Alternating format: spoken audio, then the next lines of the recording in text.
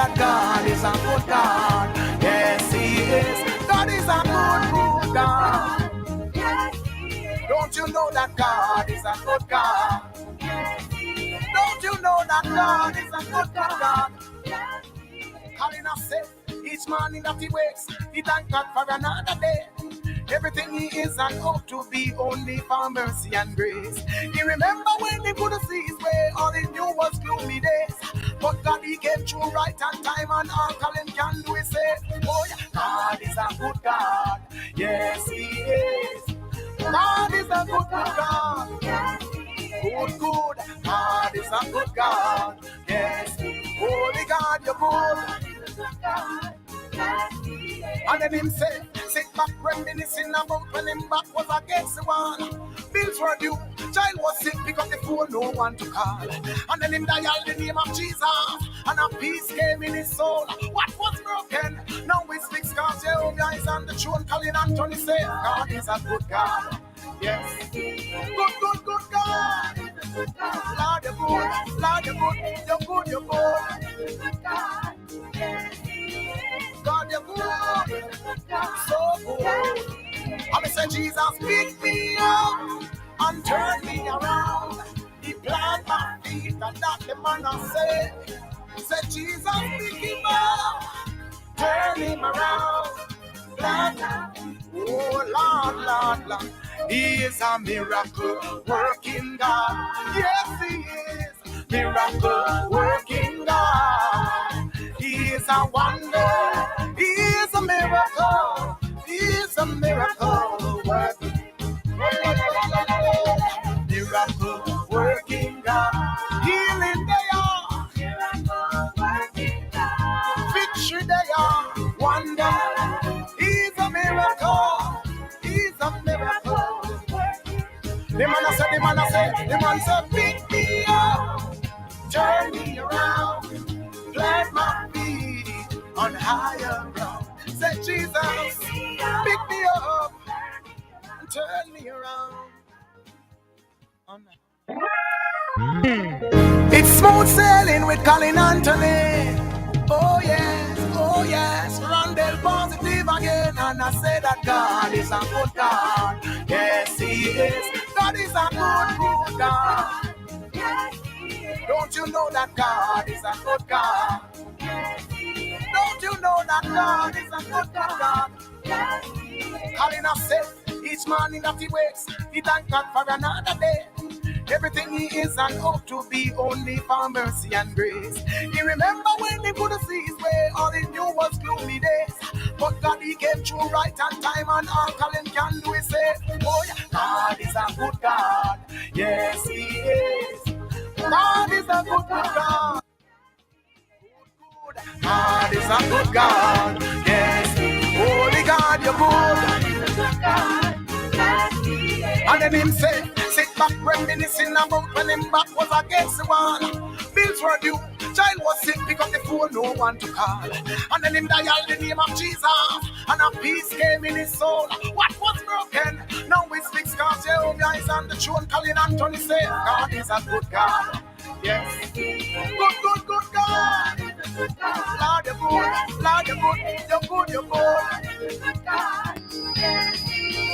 God, you're good, so good. I say, Jesus, pick me up and turn me around. He planted my feet, and that the man I said, Jesus, pick him up, turn him around. Oh, Lord. He is a miracle working God. Yes, He is. Miracle working God. Miracle Dede. Get ready. He's a miracle. Yes. Miracle Dede. Victory they are. Wonder. Oh, it's a miracle. He's a miracle.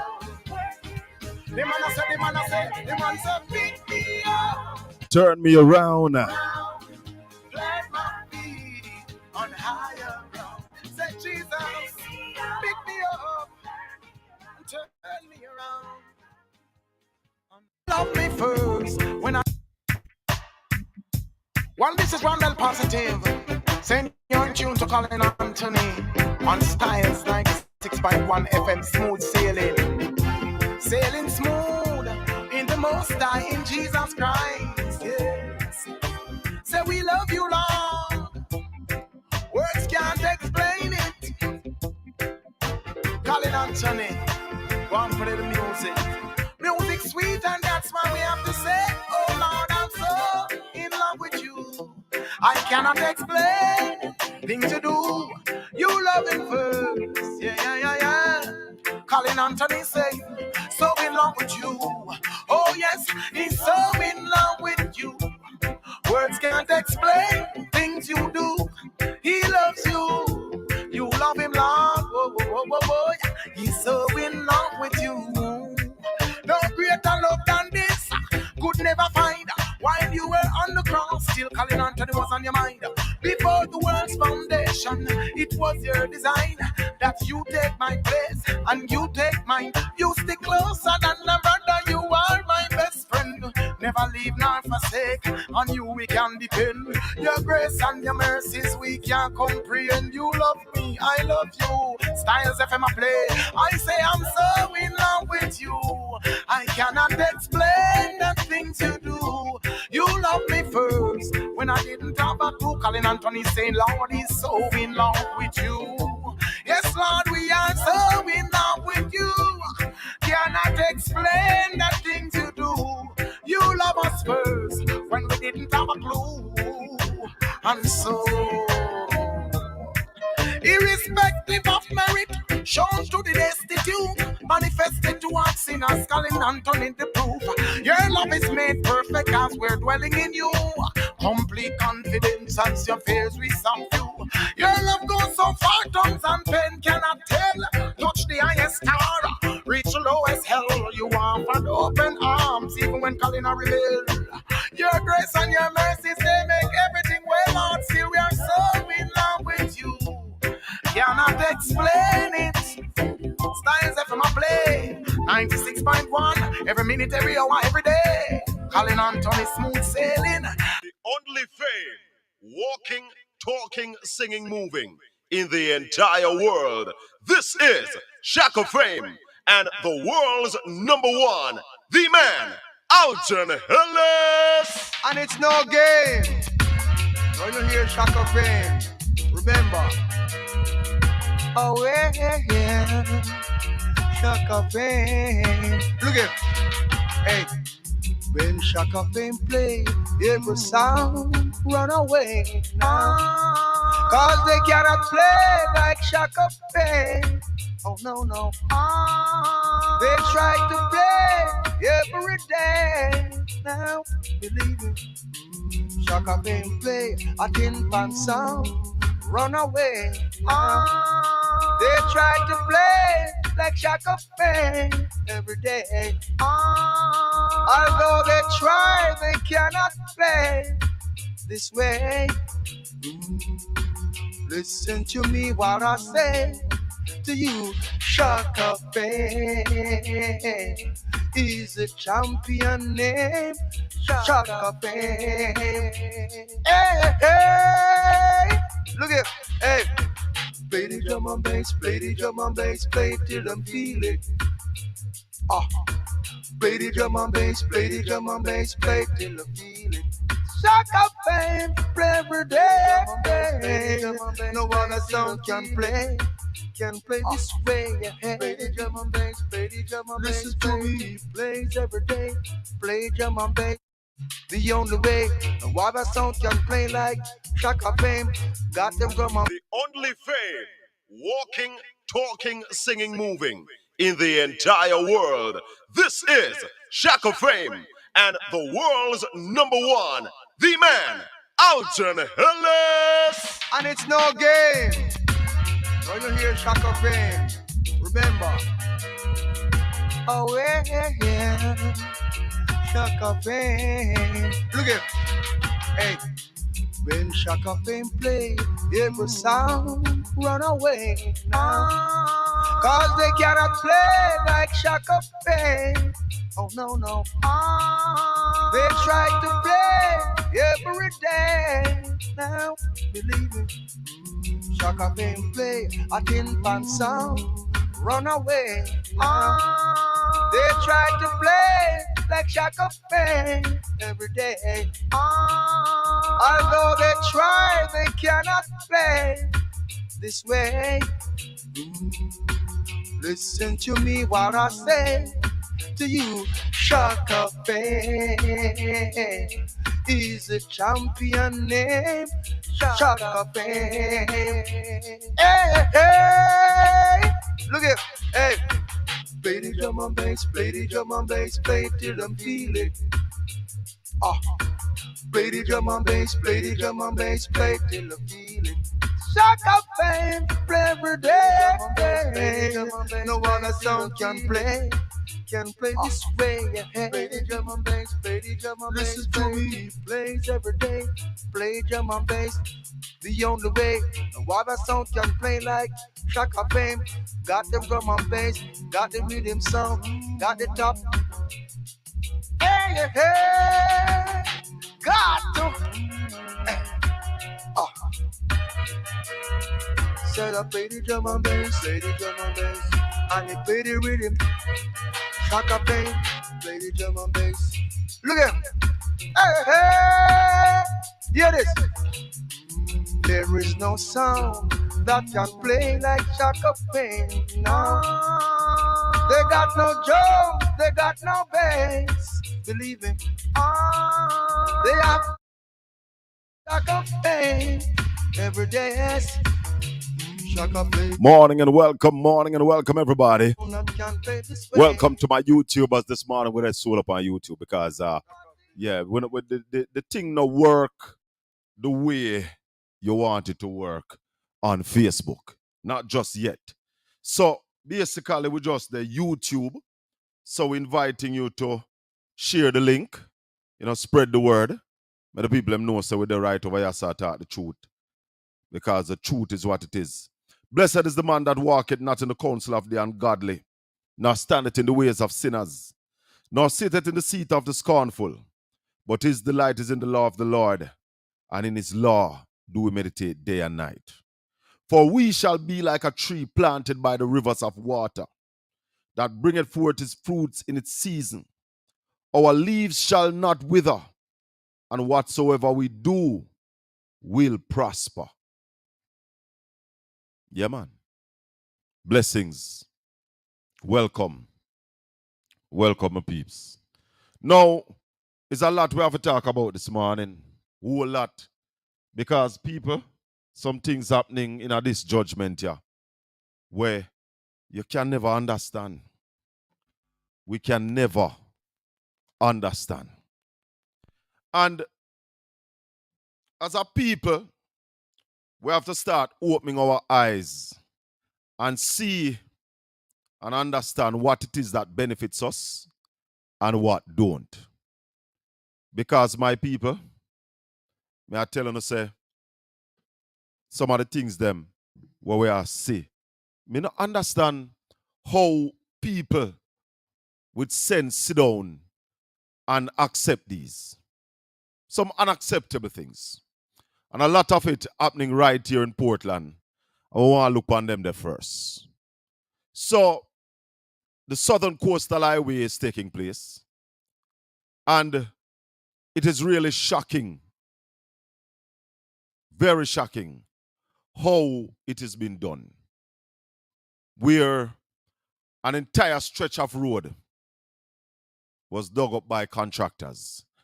And I am aware now that there's a law that tells a contractor how much of the road they can dig up in one go. So, I also believe that some laws have been broken. Now, the works have reached to a place where they are putting marling the road. And a lot of the soil up there is marl. And the man them put on the marl and just leave it, Rasta. I want to remind you of the situation with the contractor between Boston and Sanson, where the contractor And the subcontractor and the main contractor were not seeing eye to eye. So because of that, things broke down. Morning, Mrs. Phillips. Things broke down because of that. So the contractor moved out. So now the main contractor is either left with the contract or they are going to find another subcontractor to deal with Boston into Sansan. I'm a people. Here we are again. Where the Meteorological Office of Jamaica is announcing that we're not going to be seeing any significant rainfall in the near future. Now, the dust is hurting people, especially in the Fairhill area. Blue Lagoon into Boston. There's a significant amount of dust. There's significant amount of dust in Drapers as well. But I tell you, my people, when we look, we don't see any action to push forward to get the areas that can be asphalted so as to ease the dust. Because the only way. We don't see any push. Yeah, Shaka Fame, big up yourself, can't tame. You don't know, you have to hear the same thing. And Lenny I says so. You don't know, real backlocks, you see me? Yeah, we know. Suddenly, some friends became a foe for reasons that I know. Said to us, it's a waste of time. Let's step it up on crime. But I'm a warrior for the divine. Fighting a spiritual war for peace. Hypocrite relax. Dress back, Shaka Fame a real backlocks. Hypocrite relax. Dress back, Shaka Fame a real backlocks. Know that the war is on. Shaka Fame is in command. So warriors arise. Now is the appointed time. Go forth, oh winners of souls. Enough there's a victory, I'm sure. Hypocrites. So hypocrite relax. Dress back. Dress back. Shaka Fame a real backlocks. Hypocrite relax. A protest is planned for today. A protest as it relates to the closing down of Blue Lagoon. One of Jamaica's premier attraction has been closed by the Municipal Corporation and the Heritage Foundation of Jamaica. And a lot of reasons have been given, and in another space where we spoke about it and we brought some attention on the airwaves to the closure of Blue Lagoon. Yeah, man. Share the link with some people. Tell them to forward over here, so. Because we are going to expose some things this morning. So with the closure of Blue Lagoon, they also said that the road that was closed, when we brought the sitting of the council, we went to the meeting in December, and questions were posed by Councillor Wayne Mackenzie as it relates to the closing of the road. And we were told then by the CEO of the Portland Municipal Corporation that no permission was sought for the road closure, and therefore none was given. Now, in an interview yesterday evening on Nationwide nationwide. It was what, 90 FM? Nationwide. An interview was done involving the mayor of Port Antonio, His Worship Mr. Paul Thompson, and some of the people from the Blue Lagoon Alliance and some people who have villas in the area or maybe a villa in the area. In that interview, His Worship the Mayor of Port Antonio told the world that the parish council closed the road. Now remember, I said December in the meeting, the public sitting of the Portland Municipal Corporation. I think it was December 4 or 10, December 10, second Thursday, December 10. The CEO told the meeting, and you know, we are going to play the clip then because we have them. We have the clip them. We're going to play the first clip though, the latest one, where the mayor was telling the people that they closed the Blue Lagoon. Listen, have a listen. Say, no, we have to do something about reopening the facility. Mr. Mayor? Yes, as I've said before, I'm sorry you don't have JAMAICA. I am sorry too. Yes, because there are a lot of questions to be answered. As I said before, they are the lead agency, and the corporations are waiting on them to provide the facility space for the facility that we are waiting on. And you will not reopen until the facilities are in place. Right. It can't be so open. If JNHT doesn't do anything for the next 2 years, it will remain closed. Well, I know that they are working on it, so I wouldn't put it like that. I think it will be open as soon as possible. We're going to as soon as possible already doing it, Mr. Mayor. Is that Wilburn Carr? Yeah, no, this is Colin Beckford. Mr. Carr wanted to come in, yes. Mr. Carr before you. Mr. Carr? Yes. The thing is, we had a meeting this week with the chairman of the JNHC. Yes. And they have not moved from where they were on the 29th of August when this place was closed. And they have not moved from there. They're still looking for facility. The point is this: if there was good intention in closing the Blue Lagoon, all that work, the preparatory work, should have been done to reopen the Blue Lagoon before it was closed. Important management style issue there, sir. Very important. Yes, nothing was done. So what they do, they blindly close the Blue Lagoon, and they hope that nobody would notice.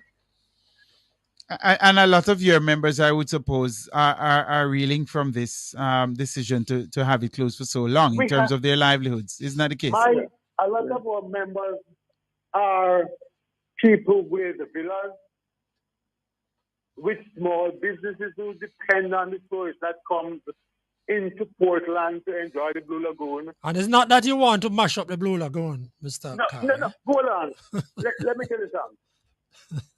There's a story, I'll tell you that.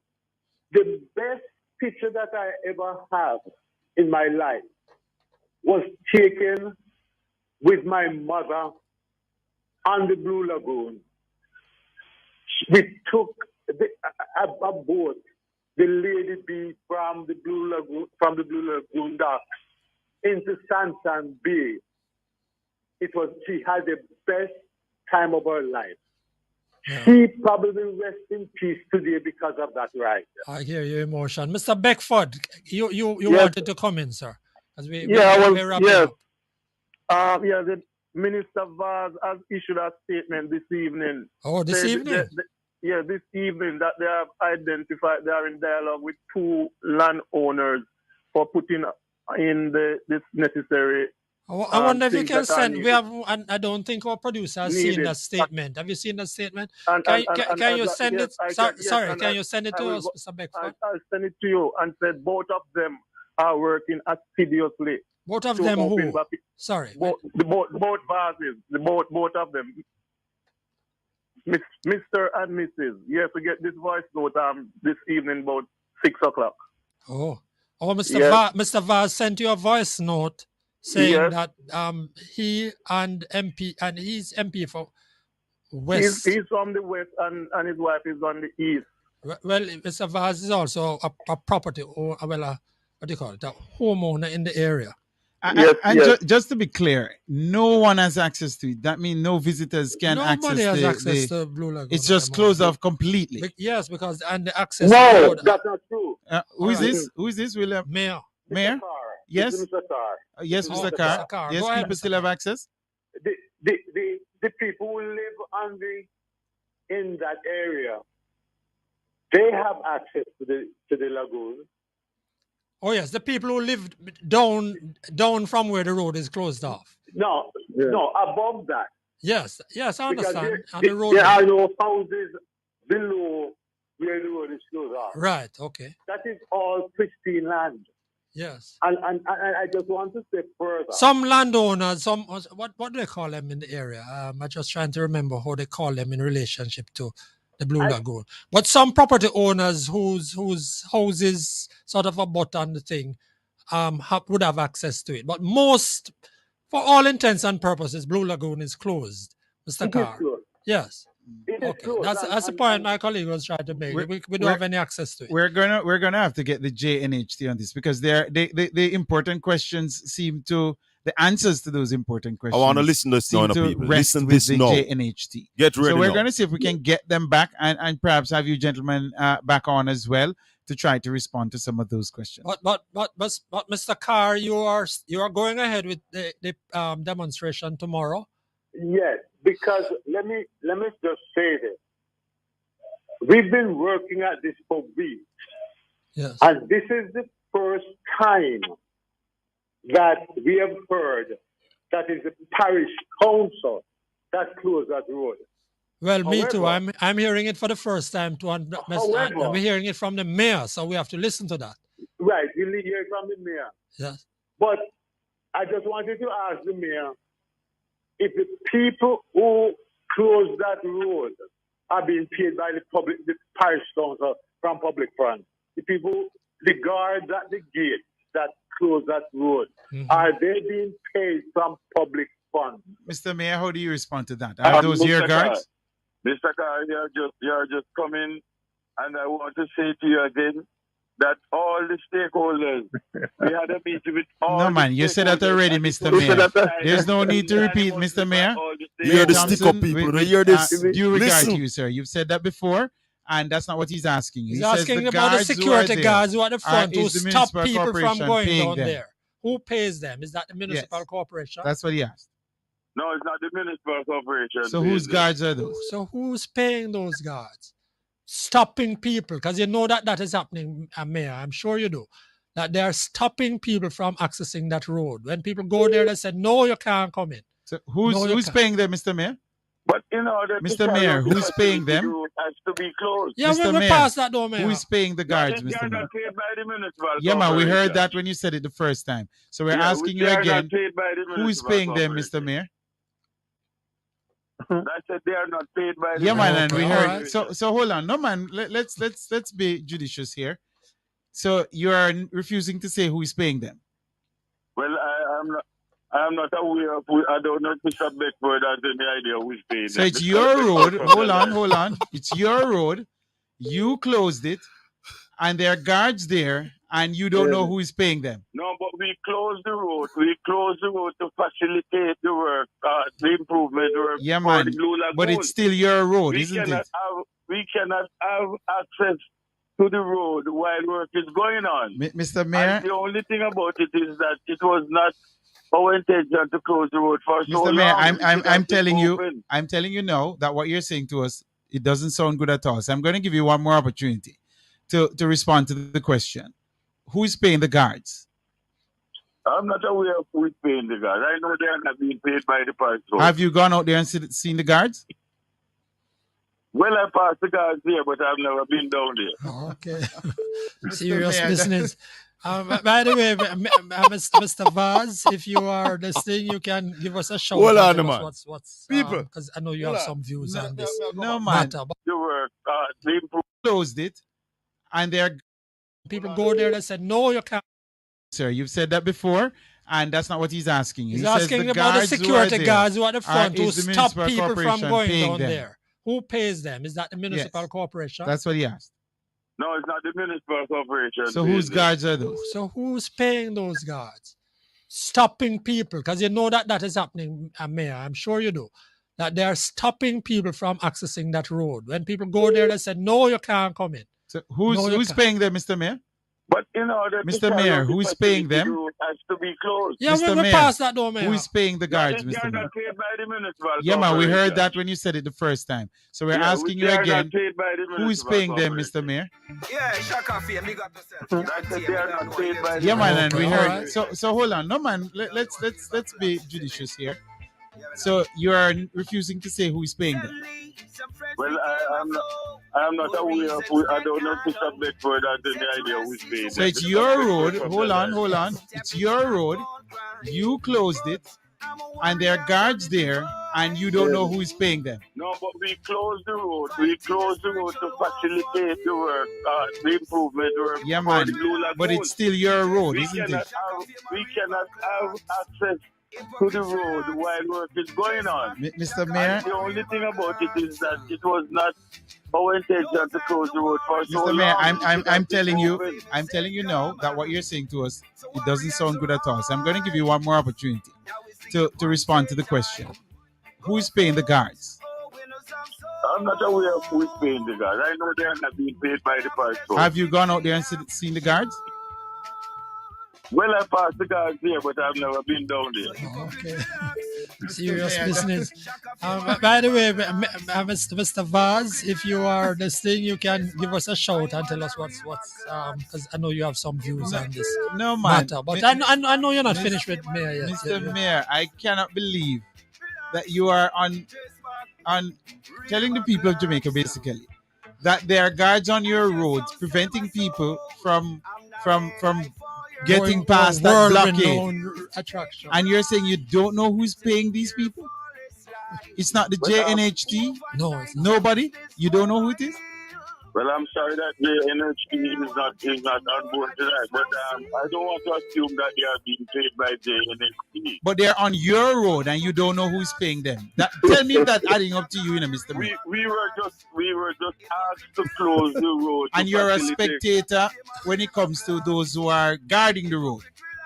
We were asked to close the road to facilitate the work that has been going on there. Mr. Mayor, I'm telling you. I wish I should also say that, sometimes the agencies that are responsible for these matters need to be a little bit more forthcoming. Because as you are saying, and the TPD is also involved in this. And we've got to reach a stage, in Jamaica where the agency is responsible for the people. My people, that was a clip from Nationwide, an interview done yesterday with His Worship the Mayor of Port Antonio, saying to the interviewers and the world that it was the parish council that closed the road. But him don't know who pays the guards that man the barricade. Whenever I hear this, this would just say, me mama. But hold on, my people, because I want to play a clip for you. Wait there. It didn't come. I have a clip that I'm supposed to play for you. Yeah, man. I have a clip. Listen this. One who knows specifically if it comes at you any form of official authority will go to so block and man right to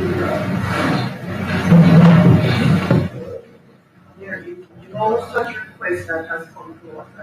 Back up this. The one who knows specifically if it comes at you any form of official authority will go to so block and man right There is no such request that has come to us, and I am saying to your host, and I So that kind of noisy. So you're not hearing that so clear. But what that was a clip from the public sitting of the Portland Municipal Corporation on the 10th of December, where Councillor for the Prospect Division, Councillor Wayne McKenzie, asked the CEO if the parish council or the municipal corporation, Portland Municipal Corporation, gave anybody permission to block the road. And she said no such request was made of the council, and therefore none was granted. So, yeah, Veron, sticky pan me here now. Sticky. Because we have to know who pay them guard. And then have some other clippings that I don't know if I have permission to play, so I'm not going to play them. But I've heard when you hear Mr. Beckford spoke of the released by Mr. Vaz. I have those. But I don't know if they were press release or they were privately sent to Mr. Beckford, saying that they are working to sort out the Blue Lagoon issue. Yeah, Shaka Fame, big up yourself. Can't hear me, don't know. You have to hear the same thing. And Lenny I says so. You don't know a real backlocks, you see me? Yeah, we know. Suddenly, some friends became a foe for reasons that I know. Said to us, it's a waste of time. Let's step it up on grind. But I'm a warrior for the divine. Fighting a spiritual war for peace. Hypocrite relax. Dress back, Shaka Fame my real backlocks. Hypocrite relax. Dress back, Shaka Fame my real backlocks. Know that the war is on. Shaka Fame is in command. So warriors arise. Now is the appointed time. Go forth, oh winners of soul. His name is Lenny Hyde. Can I tell you, my people? You hear what's happening in our country? I would love to talk to this mayor. So anybody who know the mayor there, tell me if you call me. Morning, Gilly. John Taylor, Eileen. Morning, Monique. Gilly out of Toronto, Veron. Morning, Explorer. Yes, brother. So protests will be taking place today as it relates to the Blue Lagoon. I don't know what is going to happen. But capitalism gone mad. Capitalism gone mad. I wonder if our people know where we are right now. I wonder if we realize the position that we are in. And God-given spot. And let me just say a couple of things. Because after listening to those voice notes as well, the parish council can determine what happened on the road, you know. So when I not tell people about this can happen on the road and that can happen on the road, it is a parish council road. And a meeting of the municipal corporation in Port Antonio can do anything they want with that road, can change the purpose of the road. So no, don't give no foolishness around here. And tell people about you can't do this on the road and you can't do that. You can park on the road. You can park on the road. The parish council can so design it. But, you know, there are some things that we are going to just observe. Because sometimes when you want picnic, and picnic not take warning, you allow them to feel a little of the heat. And when you want people adults and they don't take warning, them are going to feel like the heat too, you know. Ears can't hear because the warning was made. Morning, President. Morning. My brother Shaka, that audio clip let me feel so sad to hear what's going on in my little island. It sound to me like the mayor in a sticky position. And I would ask the question of the mayor if he was told what to say in those interviews. Yes, your worship. Me want to know if I tell you what to say. I want to know if what you said was in line with the official stance at the parish council. Because the CEO of the parish council can only speak in an official capacity. The mayor is a politician. So I want to know what capacity you were speaking in yesterday, but guess what, mayor? Right now, you are the mayor. You can't politic. So you have to go tell the people who paying the guards. There are guards on your road. And you admit that you close it. So you have to go tell we, your worship. Why?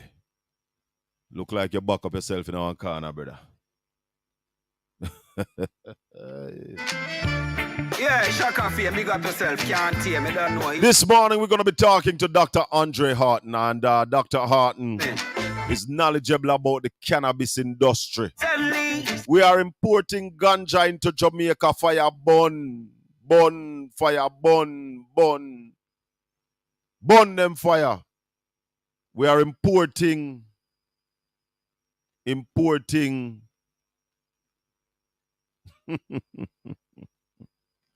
we are importing cannabis. The cannabis.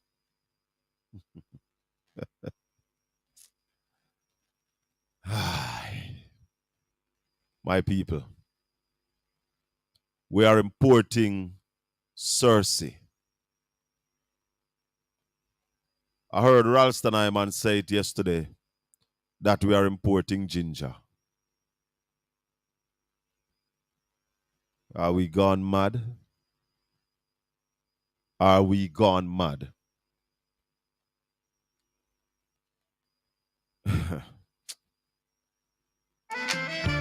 Yeah, Shaka Fame, big up yourself. Can't hear me, don't know. You have to hear the same thing. And Lenny I says so. You don't know a real backlocks, you see me? Yeah, we know. Suddenly, some friends became a foe for reasons that I know. People over Facebook, log on to the YouTube channel, Portland Spice TV. The link is right there. Log on to the link and forward over this side, yeah? Now this is where it's all happening. Fighting a spiritual war for peace. No interruption. Hypocrite relax. Dress back, Shaka Fame a real backlocks. Hypocrite relax. Dress back, Shaka Fame a real backlocks. Know that the war is on. Shaka Fame is in command. So warriors arise. Now is the appointed time. Go forth, oh winners of souls. Enough there's a victory, I'm sure. So hypocrite relax. Dress back, Shaka Fame a real backlocks. Hypocrite relax. Dress back, I'm on a real backlocks. Hypocrite relax. Dress back, Shaka Fame a real backlocks. Relax, dress back, real backlocks. I just won't sell my soul. I'm not ready for your gold. I refuse to take your bribes to make your flawless life. Overnight your business spoil. And I want you to know I just won't cease. So hypocrite relax. Me see the fireman. Me see the fireman. Me see the fireman are rolling in. Dress back, Shaka Fame a real backlocks. Why, fireman? I don't know if you hear them clip that I play earlier. I can bring up the fireman. Can bring up the fire. It's a Fireman, blessing. walk on. It's a blessing. It's a blessing. It's a blessing. We give thanks. We give thanks. We honor. You saw the clips I played earlier? No, actually, I just joined. Didn't see them at all. No. Fireman. So I don't know if you know about this. Let me update you. Yes. I don't know how much you know about the situation with the closure of the Blue Lagoon. I'm following, but go ahead. So the Blue Lagoon was closed, I think was in August 29th, somewhere thereabout, to the public. Yes. And ever since they have been back and forth when it was going to open. When it closed, they said it was for a month. It would be open. It would reopen for the Heroes Holiday in October. So it would be maybe 2 months, 3 months. And that did not happen. And the saga went on to I going up there asking who closed the parochial road. Because the road leading into the Blue Lagoon is a parish council road. So I went up there and wanted to go down there. The guard stopped me. It made the news. And when we found out in the parish council meeting, the public sitting, the CEO told the people of Jamaica and the world that nobody made a request of the parish council to close that road. Hence, no request was granted. So as far as she was aware, the road was not closed. Now, the mayor was on Nationwide yesterday. Saying that the parish council gave permission to close. The parish council closed the road. And a question was asked of the mayor, who is paying the security guards that are manning the barrier? And the mayor said him don't know. Him say one thing him know is not the council paying. But him don't know who is paying. But I want to play it again for you because it's something that for me have serious implications. See, I wonder if you can send. We have, and I don't think our producer has seen that statement. Have you seen what do they call them in the area? I just trying. Yes, I understand. Questions seem to those questions. But paying the guards. Listen to that. Listen to this, Conrad. Yeah, I'm hearing you. I just wanted to ask the mayor if the people who closed that road are being paid by the parish council from public funds. The guards at the gate that close that road, are they being paid from public funds? Mr. Mayor, how do you respond to that? Are those your guards? Mr. Carr, you're just coming, and I want to say to you again that all the stakeholders, we had a meeting with all. No, man, you said that already, Mr. Mayor. There's no need to repeat, Mr. Mayor. Mayor Thompson, with due regard to you, sir, you've said that before. And that's not what he's asking. He's asking about the security guards who are at the front who stop people from going down there. Who pays them? Is that the municipal corporation? That's what he asked. No, it's not the municipal corporation. So whose guards are those? So who's paying those guards? Stopping people, because you know that is happening, Mayor. I'm sure you do. That they are stopping people from accessing that road. When people go there, they say, no, you can't come in. So who's paying them, Mr. Mayor? But in order Mr. Mayor, who is paying them? Has to be closed. Yeah, we passed that though, Mayor. Who is paying the guards, Mr. Mayor? Paid by the municipal yeah, man, we heard that when you said it the first time. So we're asking you again, who is paying them, Mr. Mayor? I said they are not paid by the man, and we heard. So hold on, no man. Let's be judicious here. So you are refusing to say who is paying them?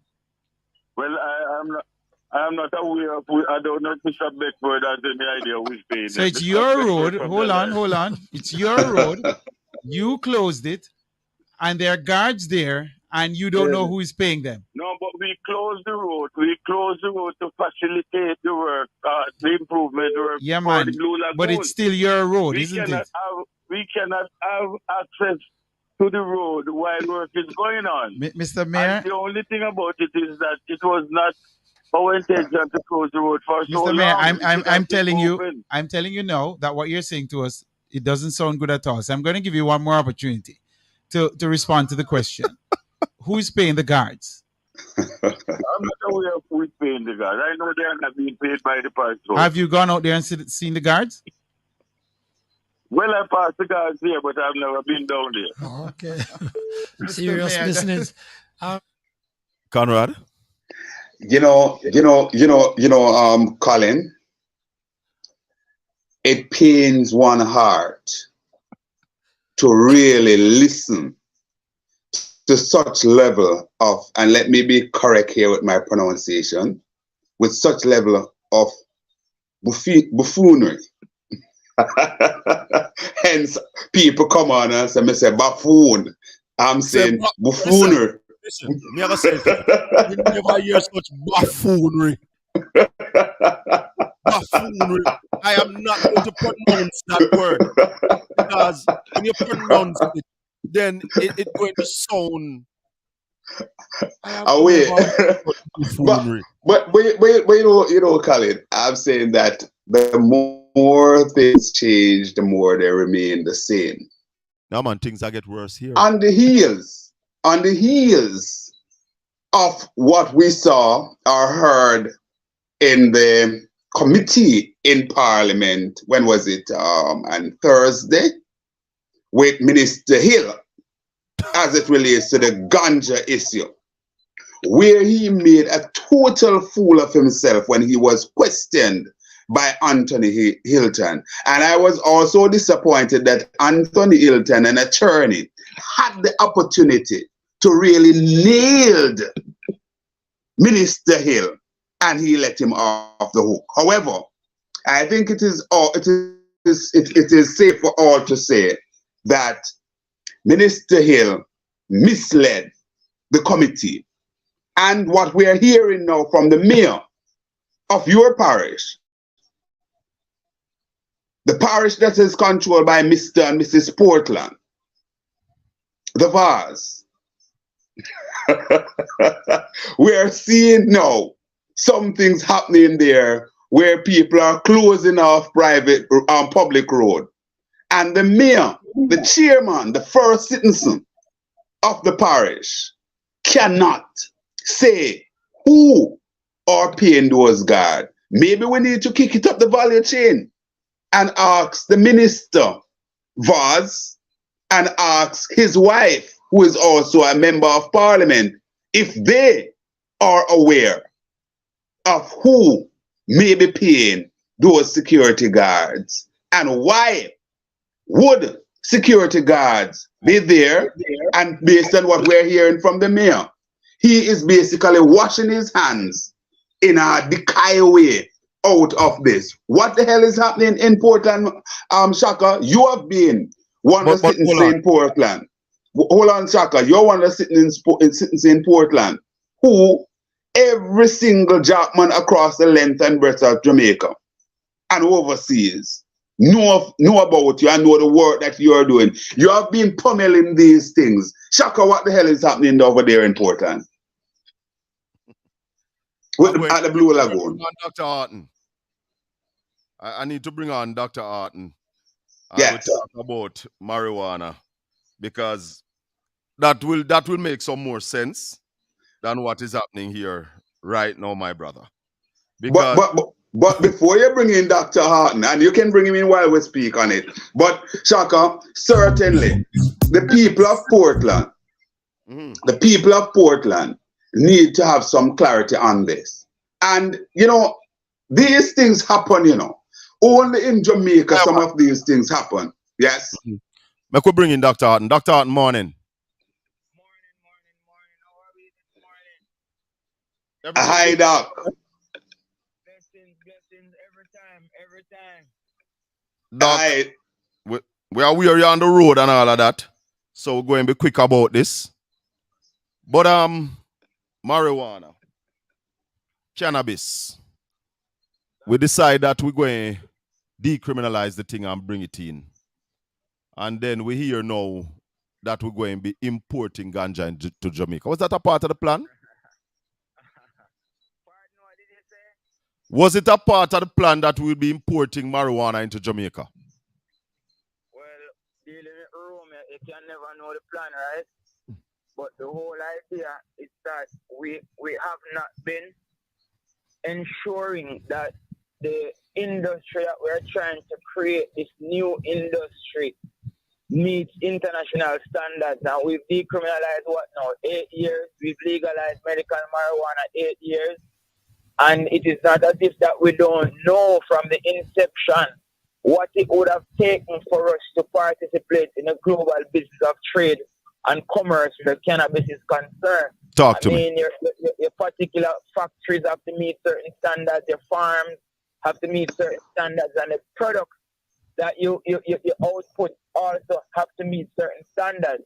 And if, for example, you're looking at medicine, so in some regards, so if I take a Panadol today, a Panadol tomorrow, a Panadol next year, we want the exact same thing and free of contaminants. Yes. And what has been happening is that many of the companies out here have not reached the standards that have been stipulated by international regulations and so on. So many companies are now, if they want to move up into vertically diversified product, meaning moving from just the plant to oil to tinctures to medicine, then they want to ensure that the inputs going into this, which is the consistent. The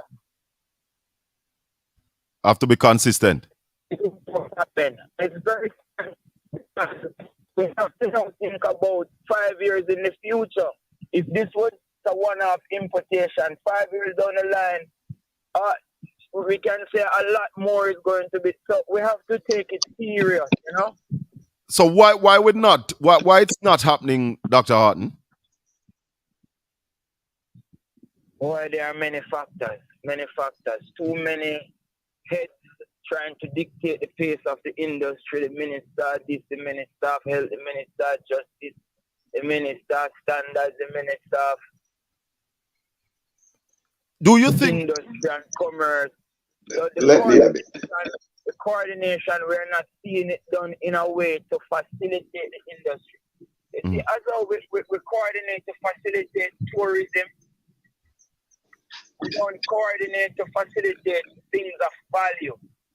Right? So we coordinate to support sugar cane, we coordinate to support rum, but we don't coordinate to support the one agricultural crop that can bring us the most value. We also have Conrad O'Brien as one of the hosts, Doc. So he wants to come in. Go ahead, Conrad.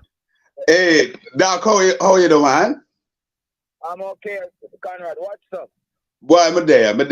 Dr. Haughton, you know, as usual, we talk truth to power, and that is why I'm dubbed as a fireman, and I will be doing it as usual. So I'm getting to the heart of this issue. Dr. Haughton, is it safe to say that the previous PNP administration did a lot of work to get us to a point on the trajectory as it relates to how we will deal with ganja in this country? And this present administration over the last 7 years have totally dropped the ball, and hence we are seeing all sorts of mix-up taking place, all sorts of issue taking place, and what they're doing is basically keeping out the small players out of the trade, and it is now becoming a quote-unquote big man business. And the man, the youth man, the dread, the elderly, the Ras, who went to prison, spent jail time, beaten by the police, and so on and so forth, they are now being kept out of the industry. And what we're seeing is a further continuum. That is going to happen when you licky, you know. I came to Portland when Damien was running against Anne-Marie Father. And the amount of rasta I see in a green shirt down there, I couldn't believe it. Man, don't know the mystery. People go through at the hands of these people. So I have no comment on them thing, you know. You get what I'm saying? Yeah. My understanding, based from where I was in 2014, I brought Wanda James here to Jamaica. She was the first female black cannabis business owner in America. She spoke to Mark Golden. They had a length of discussion, and they kind of assisted us to understand how to structure the legislative framework Yes. to enable the business to flourish.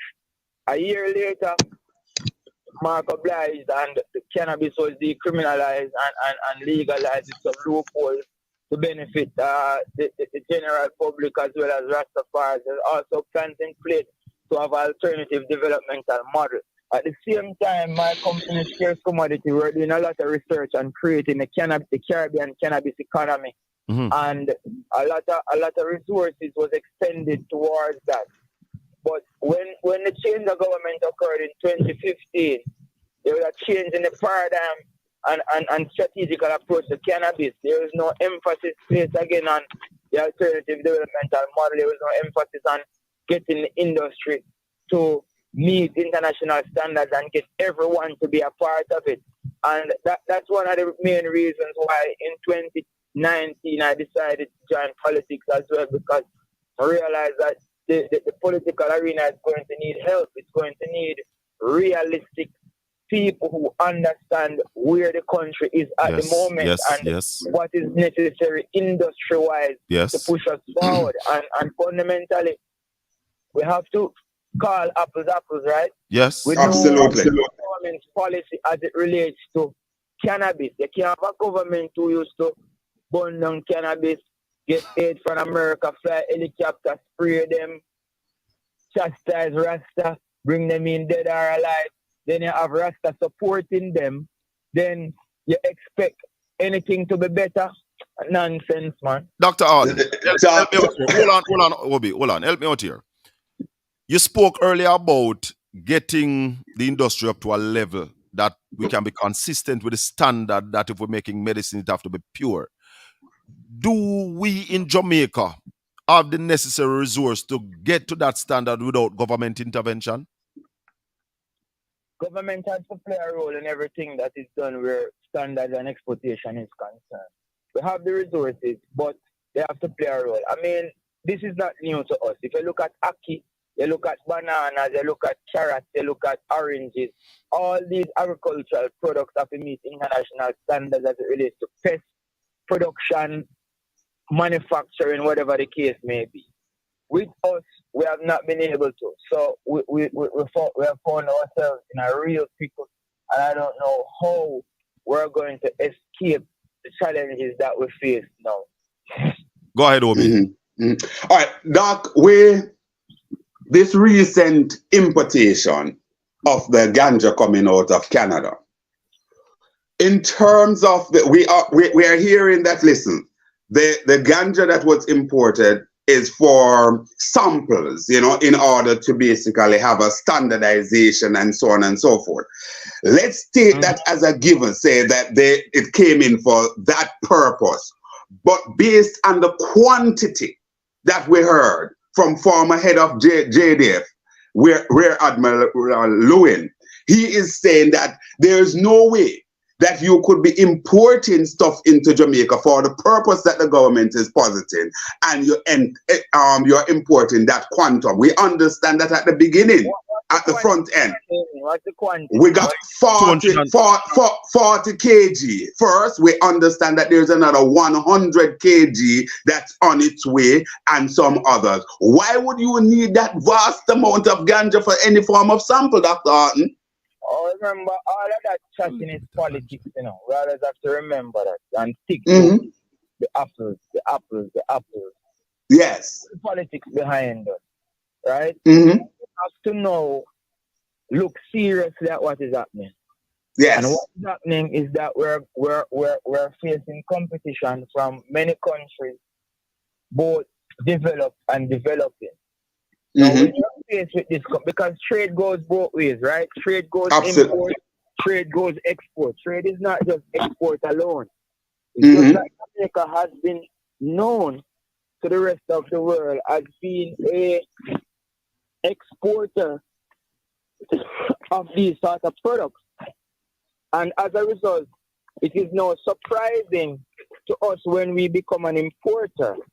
But we have to now realize that the global business of trade,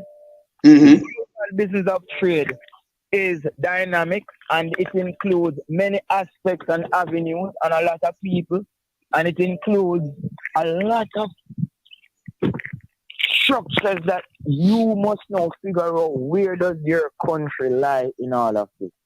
Absolutely, Dr. Han. But Dr. Han, I want to zero in on this, and I understand the whole business. Hold on. If both of you talk, we can't hear. So allow Dr. Han to finish, and then you come in. These are the things that we have to begin to start thinking more seriously about. Good. All right, Doc. I just want. Oh, you're finished, Doc, or can I come in? Okay. What I'm saying, Doc, is that we understand the whole business of trade. We know that basically the fact that we're a part of the WTO, the World Trade Organization, that trade is basically reciprocal. However, what we're seeing now with this ganja situation, we are not allowed to basically get our ganja into Canada on a commercial basis, as it were. But what we're seeing with this level of importation, it seems as if the rules have been breached, and Canada is now entering Jamaica with commercial quantities. Is that the understanding you have, Doc? Explain, because I don't get that. I'm not hearing you guys clearly. You know, what Obi was asking is that we can't export to Canada commercially, but Canada is now coming into our market. Is that so? So you don't see what is happening? Talk to me. Of course, that's what is happening. But the thing is, Canada have the particular standards that they set to meet. What are our standards? We can't meet the Canadian standard. Your standard. The following, remember, it's the same thing with orange. You know, remember Jamaica send how much tomato go foreign and they dip on the wharf for 10, 15 weeks till it rotten, you know. You understand? I mean, saying a global business, a trade, nothing has changed. So things and people who you think are your friends and they want to facilitate, it's all economic. So we have to always remember that all of this is all economic. But Dr. Haughton, I heard the minister saying that we do export marijuana to Canada. Is that so? Export samples. I don't know. Yeah, there are companies in Jamaica who are exporting, you know. Mm-hmm. I don't know the destination. I'm not looking at their books. Right. But all I know is in order to and there are few companies, I think only 2, that have reasonably met these standards. Well, Doc, I think I can shed some light on that. Jamaica is not importing into Canada in any commercial basis. We're importing into Australia. I think Australia and a few other countries, but certainly not Canada. And that is where the rubber really hits the road, and that is where you find the pushback. Because what it is said is that we have, even with those standards that we are trying to meet, we are coming in a stonewall with Canada, while Canada seems to be having a free flow. So as it relates at this present time, the trade is not reciprocal at all. And, you know, that is something that is very, very, very, very troubling, as it were, at this time. Dr. Haughton, where do we go from here as we wrap up? Where do we go from here? We have to get our house in order. We have to get the local players to play an important role. Government has to support the ganja industry, what we call industrial policy. Mm-hmm. And all these approaches are going to be very important if it is the case that we're supposed to accomplish what we want to accomplish as a nation and to play a role in the global marketplace where cannabis is concerned. Do you see I'm very happy that this happened, because all the chatting that has been going on is just chatting, and I'm tired of the chatting. Mm-hmm. You get me? So we know what is happening. With the present government, it will never happen. So if that is what you're asking me, it will never happen. Won't happen with the present government? Yeah, it not gonna happen. So because I was just about to ask you if you think the government are serious, because I remember, I think it was last year, some license holder had some issue with relicensing, and he had to cut down the field and destroy it. Yeah, I mean, those things do happen, but we have to be serious about where we're taking the nation and what the country really needs. Mm-hmm. And obviously you don't think this government is serious about developing this industry. Well, what do you think? I don't think that. I'm just one person. I'm Jamaica, 3 million people. You're right. Just one person. So it can't be just what me think. You have to be what everybody collectively think. You get me? Before you go though, Dr. Haughton, you said why one of the reasons why you got into politics. Are you still into the politics? Have you applied? Yeah, I'm still there. I'm still there. And you have applied? Everything soon come to the fore. All that I've done and plan to do and so on. Dr. Haughton, all the best, my brother. Good. Just before Dr. Haughton goes, Obi wants a question before you leave. Dr. Haughton, you know that one of the things that we have to do, we have to look at our legislators, our ministers of government and so on. Do you believe that the Minister of Industry and Commerce, Mr. Harbin Hill, he was straightforward and he gave us the full truth as it relates to, you know, whether or not there was a license granted for importation or so when he addressed the committee? You'll always play politics, and the people will always be a slave to politics. So politics is always going to be there. It's just up to how smart we are as a nation to identify what we think is best for us from what is not going our way. Blessings. All right, Doc. Take care and one respect. We'll talk later. Good. Bye-bye. Yeah, all the best. Obi. Yes. I tell you. It rough in there. Well, what happened? You know, there are some subjects that I paid close attention to. English language and English literature. You know, and there are some words that we normally use. We always talk about deduce or deduction and so on.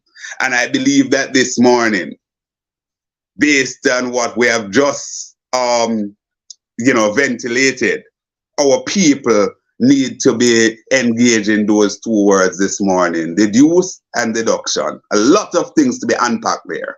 I got a message from our listener informing me that case of a grower's license, they have a complete with grown case. We have there's a cannabis site complete with grow house and a lab and a grower's license, all sitting down growing grass because of bureaucracy. Dr. Haughton said a while ago that the growth of this industry will never happen under this administration. He's involved and him see it. The man call it like how him see it. Truth is truth. Well, you know, I must commend Dr. Haughton this morning because he certainly went to the heart of the matter. He got to the belly, right into the gut of it. You know, and delivered. And that's our mantra. That's our mantra, my brother. We speak truth to power, no matter who the guy is. A lot of our messengers are saying that the mayor was lying. GLP lie. They always find themselves in corruption. Fireman. You know, my brother, I am at a crossroad here in Jamaica because we have to demand some standard. And we really and truly have to demand whether it is standards that we are going to say to that people who seems to be involved in corruption, people who lied, etc., etc. They must just take with themselves, you know. And the truth is that what we are hearing from the mayor basically need a lot of examination, Shaka. And remember that just this week, forgot the name of the country now, there was a train crash where some people died.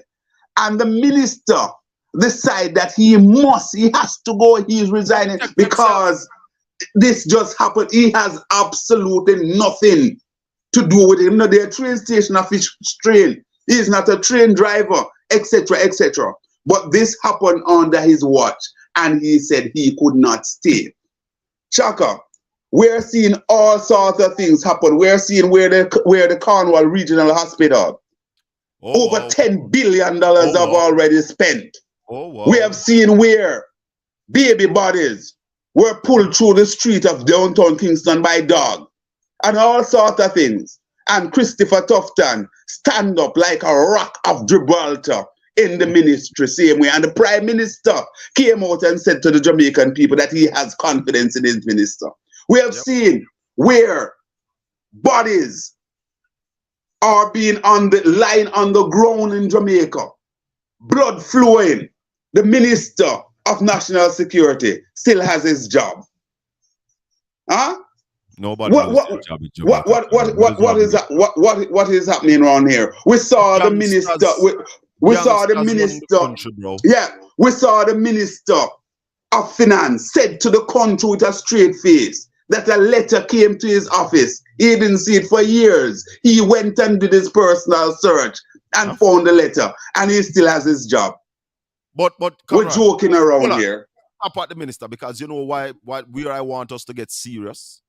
And you are in mainstream media. Conrad is on Newstalk 93 Mondays and Tuesdays.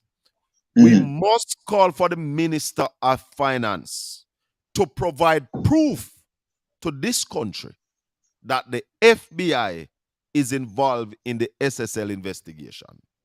He must provide that proof that they've been involved from the time he said it. And if the minister can't provide that proof, he must take for himself. You can't tell the country them thing there and just, you know, we don't believe the minister. We believe what the policeman said. When the policeman said, if they find overseas connection, they will call in the FBI. I believe that policeman, Conrad. And the minister must come to the country, either by way of an interview with the FBI, by a press conference with the FBI saying, yes, we are involved, or put out the confirmation letter from the FBI that says, yes, you called us and asked us to get involved in this investigation and we are involved. Because I do not believe the minister. You know, Shaka, the proof. I agree with you wholeheartedly. And we in the media, the fourth estate, we have to start to really do our job. We can't just ask what we call bat up and catch questions and so on. We have to basically do the work on behalf of the Jamaican people. You see, recently, hold on a little bit. I disagree with you. You see, bat up and catch questions are straightforward questions, and those we not ask, is either catch it or you drop it. Well, you know what I mean. What I mean is we have to basically be bowling some baseball and so on. We can't just be throwing a tennis ball. We just heard the mayor try to spin and was hit out of the park every time in bowl. He was hit for 6. Well, and I want to comment Tyrone and Franklin on that discussion there and nationwide yesterday. Because there are times when people take pot shots at nationwide and say X, Y, and so on. But certainly Tyrone and Franklin, they did their job yesterday in really putting the mayor of Portland feet to the fire yesterday. But hold on, let me work hard. I don't know if you see that. Colin, you're crazy. He can't do that. He will be going up against the FBI. He will be sued. Listen to me. I am saying, come with the proof that the FBI is involved in the investigation. Show the country the proof. The FBI will sit with the minister in a press conference. They will not give you information on the investigation. And that's not what we're asking. We're just asking for evidence that the FBI is involved, because I am challenging the Minister of Finance that the FBI is not involved in the investigation. In other words, Colin, it's a simple yes or no question from the minister. What we need to do is to get a yes or no answer from the minister as to whether as to whether or not they are here, they are involved. No, I don't want that, Conrad. What do you want? The minister told us already that they are involved. Yes. So as far as the minister, so what we want is the proof. Prove all it right, to us. Fine. Come in a press conference with the FBI. We know they want and a whole question. but we just want to hear them say that they are involved. Or show us the acceptance letter from the FBI that we accept your request to be involved in this investigation. That's all I want to see. Simple. Because remember, that the minister said at that material time that his information is that the FBI was already, he said the FBI was already involved. Intensifying. And intensifying. Those was his word. However, Colin, I was just digressing, just basically put on the table as well that the Prime Minister of Jamaica recently come under a bit of fire, if you were, from the with the report of the Integrity Commission. And Colin is only in Jamaica.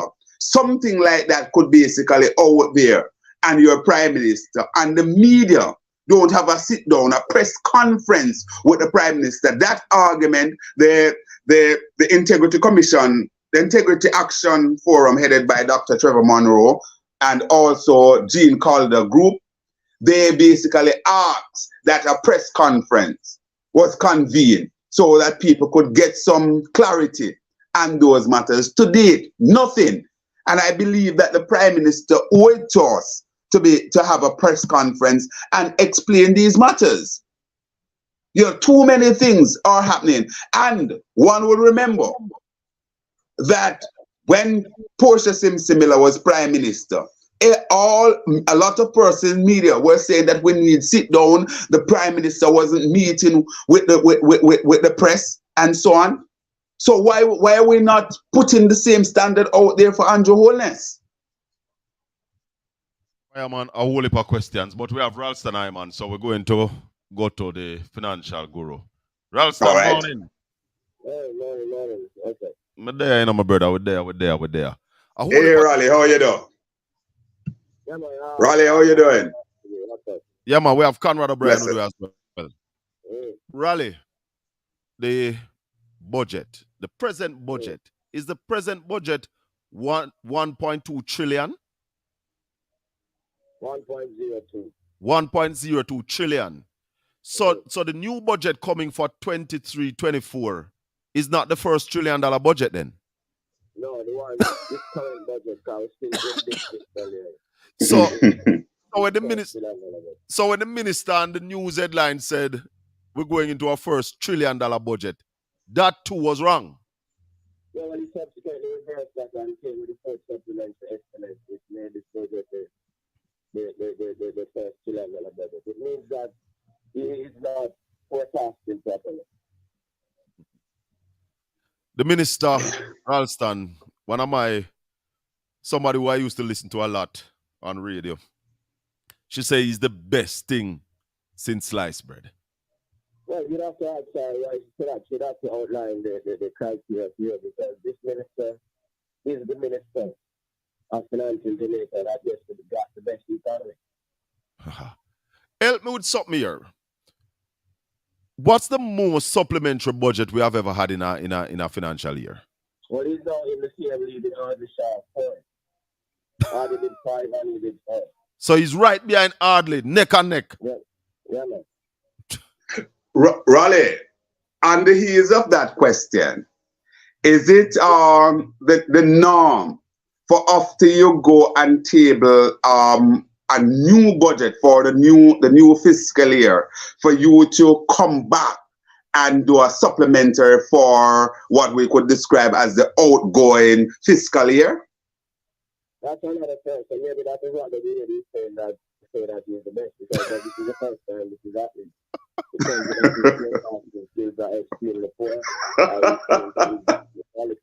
remember, when the budget was originally presented, it was 912 billion. Yes. And when people like myself were saying that we need to add some more to the budget in order to make up for inflation, because we passed the budget at 5% inflation when the budget was 10%, when inflation was 10%. Mm-hmm. And we were saying that you could easily add 40 billion more to the budget because you'll be able to collect it in tax revenue. Everybody, including him and his apologists, proposers, analysts, say that we were not and we want to match up things like Michael in the 1970s. Mm-hmm. Raleigh is a little bit muffled, Colin. Mm-hmm. After 4 supplements to estimate. No, Raleigh. we are back with the IMF. Yeah. You seems to agree with the move. Explain the move to us. All right. This is our 18th bargain agreement with the IMF since 1963. We came on member on February 21st, 1963. What the minister is doing is looking down the road and seeing that the economy is not performing. Yeah, in relation to production and export. We are way behind, as Diamond told them. They don't tell you that, but the current account deficit difference between foreign exchange that we are spending and foreign exchange that we are earning is widening. And we see the global economy slowing down, and we see international interest rates climbing. So what the minister has done is to substitute an IMF bailout for the performance of the economy, because we don't want the economy to crash. So that is why we support the move, because interest rates are climbing. They have $1 billion to pay out. They don't have enough foreign exchange to pay out of the reserves without taking a big problem. So they are borrowing from IMF at 3.8% to pay up money, which they would have to pay 9 and 10% for. Okay, That's so based on the interest rate, that you have to pay, it makes sense. Yeah, the global, because global interest rates are climbing as central banks are interest rates to fight inflation. Now, I'm saying ideally, if the minister was the best performing minister, would have been able to find a foreign exchange from production and export in order to pay that bill, rather than having to borrow lower cost money from the IMF. Another debt, because it's just you are taking on things. Yeah. But rest those of us mind to get those of us mind to rest who are afraid of the IMF, like me afraid of IMF like puss. All right. In subsequent period, not since 2016, as the minister wanted to tell the country.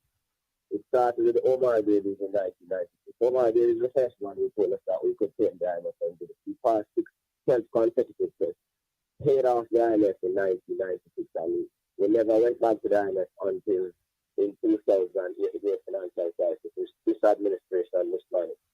And then, when they eventually got an agreement with the IMF in February of 2010, they took a bad agreement, only navigated one test, and the IMF locked us out of the international capital market. So if you can't get money from the bar IMF, you don't tell them send them on the World Bank or anything. They don't tell IDB or anybody. And the private capital market was the IMF. That's the IMF now, letting them now, letting them. So Peter Phillips had to go back. That is where this dispensation that we started about started. It never started with it.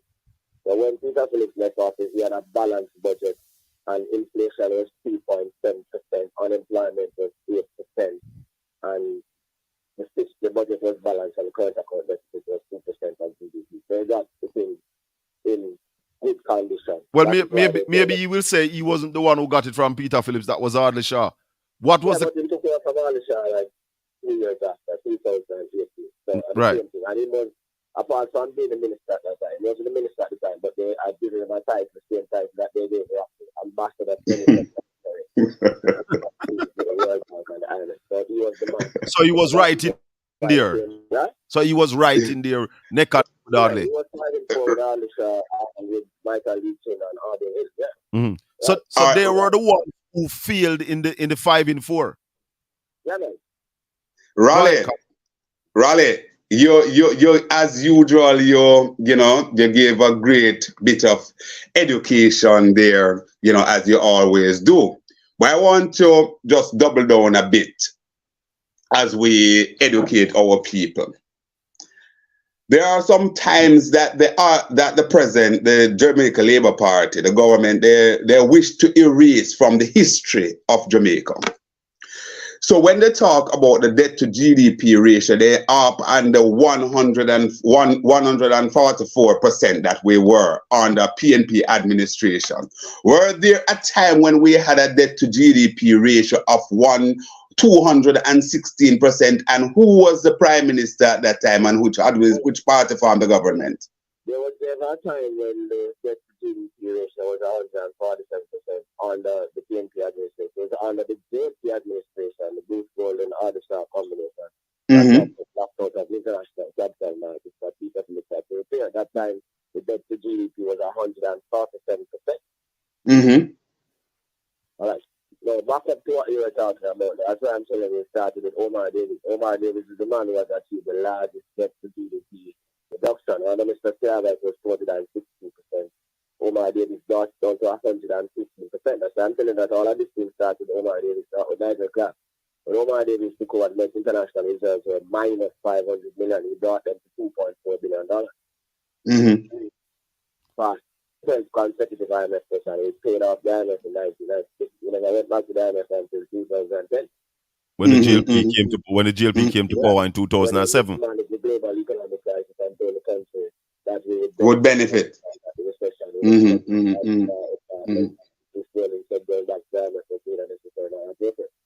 Can Jamaica Raleigh get out of this economic crisis without we being producing our way out of it? Can we borrow our way out of this crisis?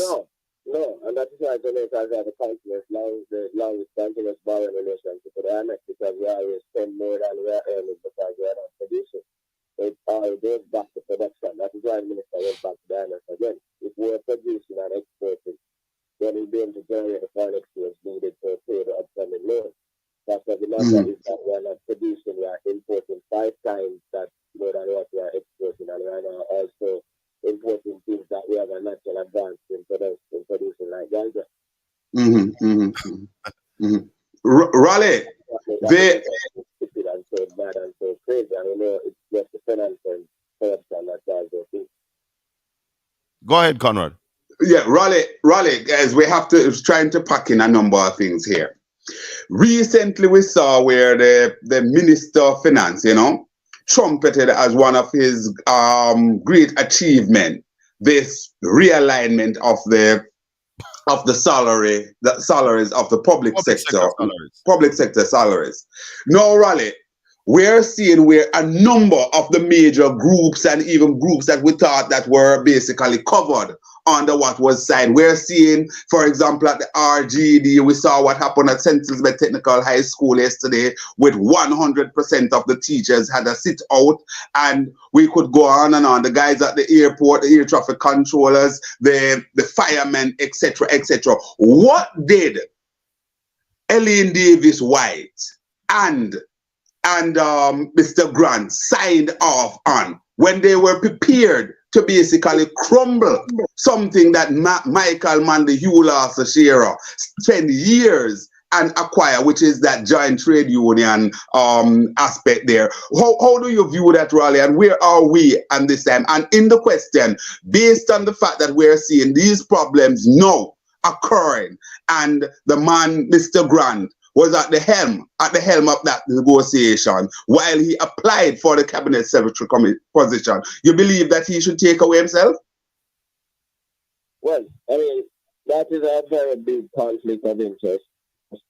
So that's a conflict of interest situation. But all right, this whole public sector thing now, if the minister, when we were telling the minister that 912 billion was not enough to run the country, and he said that adding 40 billion to the budget would cause the place to crash, like how Michael Manley mashed up the place. That's when Mark Golin tell him that. Yeah, then he must explain to the public now.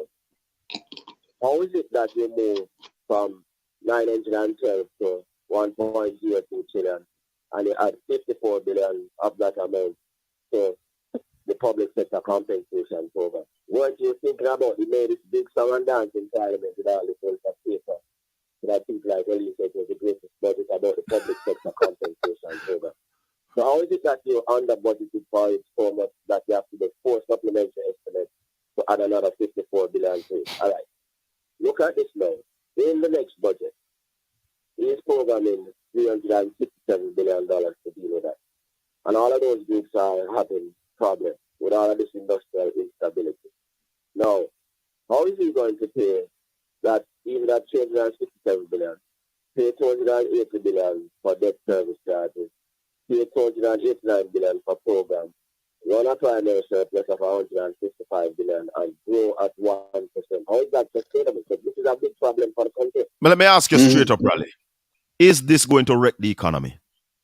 It is going to create significant damage and significant hardships because the amount is doing the thing too fast. So here's it.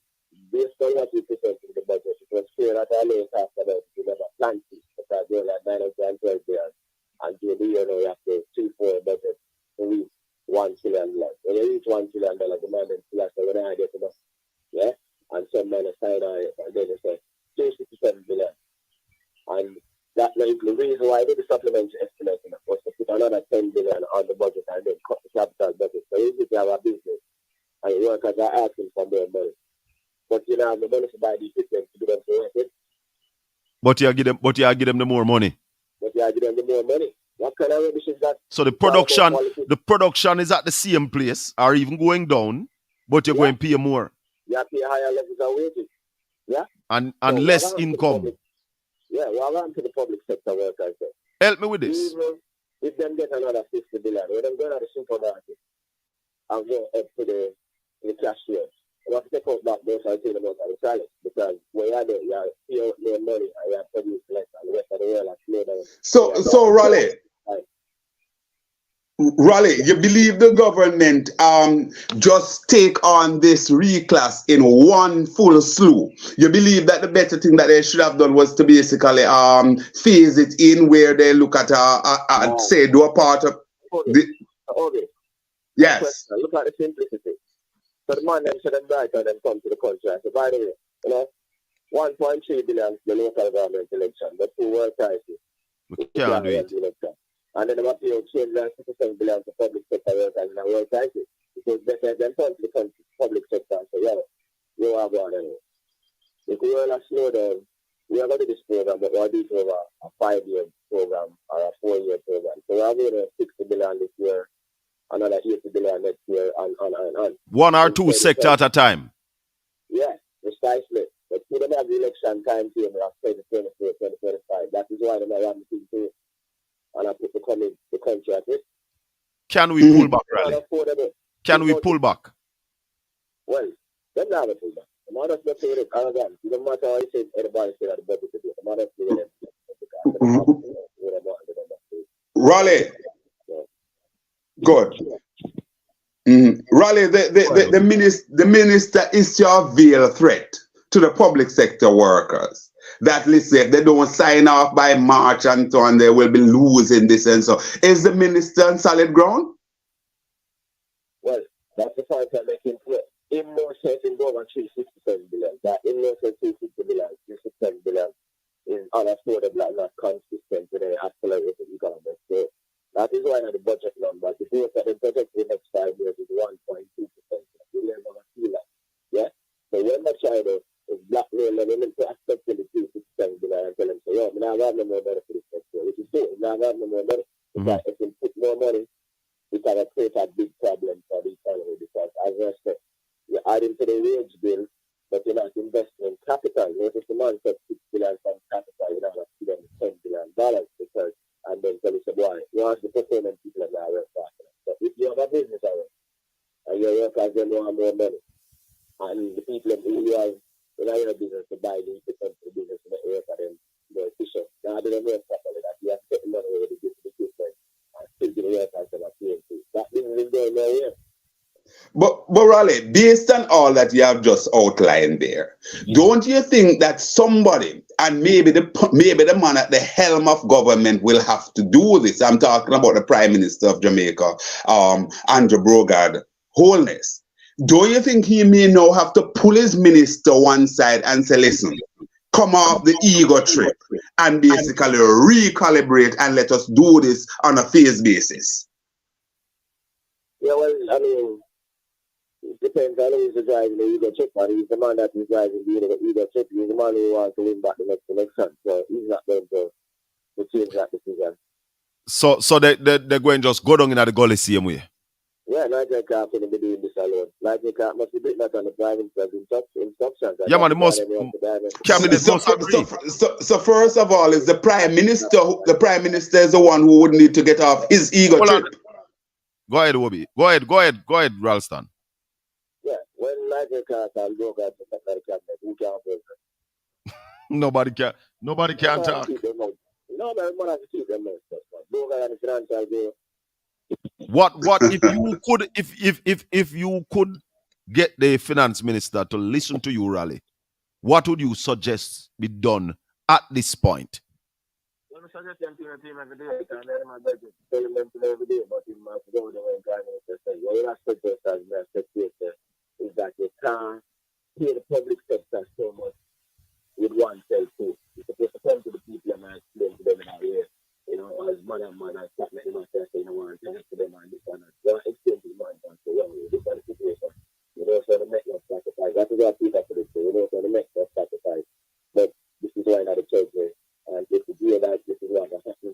Yeah? These people are not. That is why people did. That is why people give them just 4%, 2 point change in this time, because the thing just never affordable.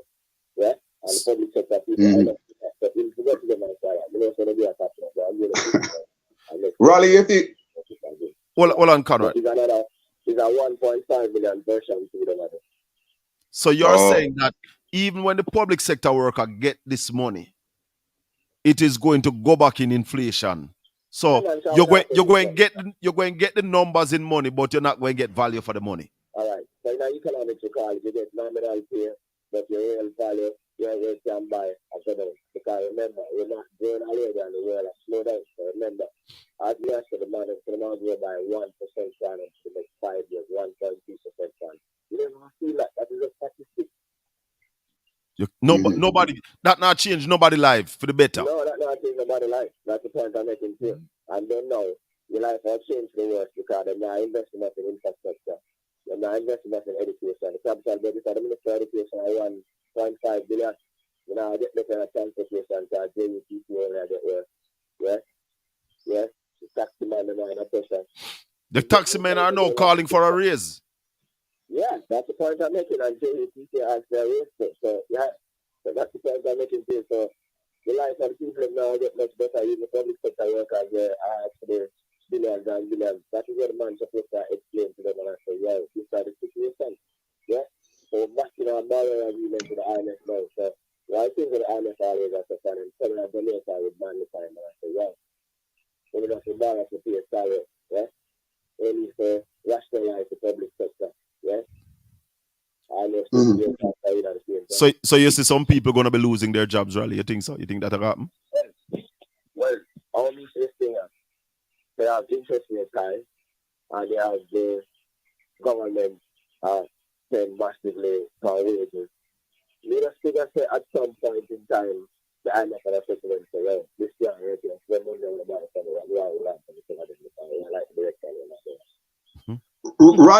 Raleigh, you and I, we are practitioners and mainstream media.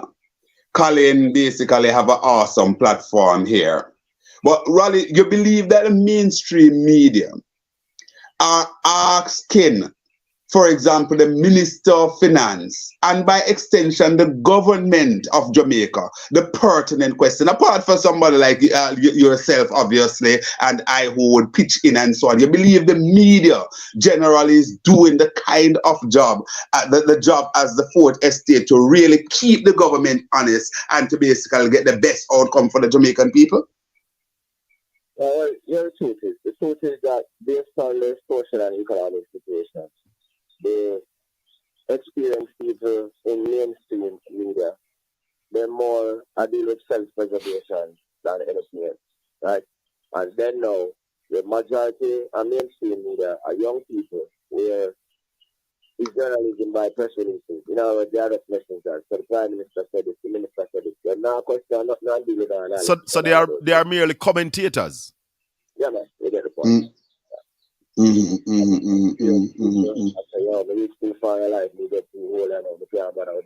Yeah, I mean, I'll get caught up in this because there are some people who are also afraid that if they ask the right question and press the right buttons, then they are going to come under pressure. As you say, self-preservation, they might lose their work. Yeah, that is absolutely true. Hold on, Obi, one at a time. If we do the two now, I didn't hear.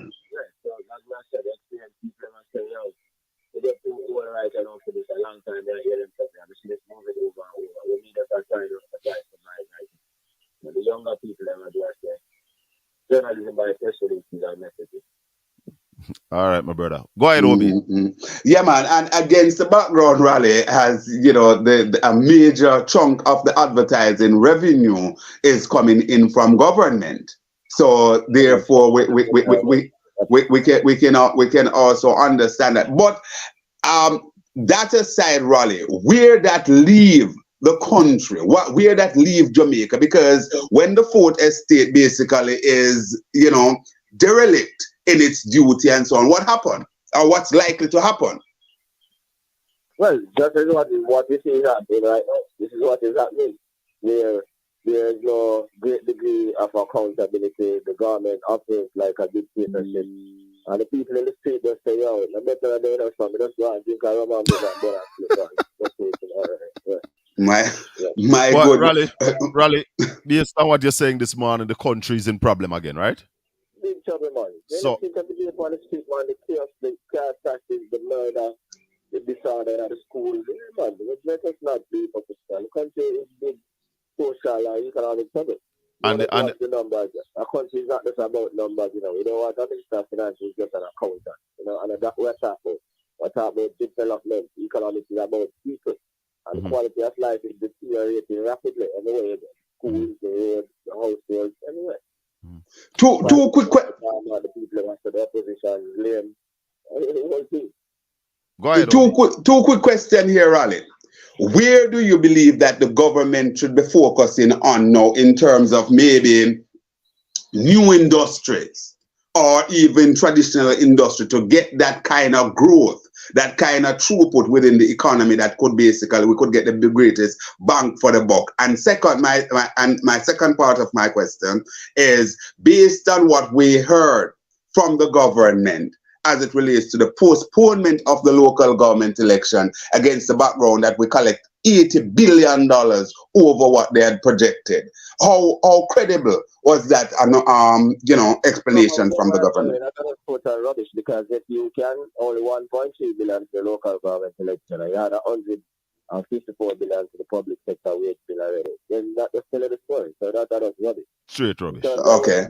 In terms of what them for concentrate on. Now, it's not just like, let's follow the numbers then in my argument. When they look on the trade numbers, they have to say, the I bill will end up at 2.5 billion, and Putin and the Benjamin to the more money for the oil this year. So then I say, you have to get a policy to deal with renewable energy. So while I have lending money to deal with climate security and the security against high interest rates, you have to be the one to yourself the energy security and food security. So they're supposed to have focus on energy and agriculture.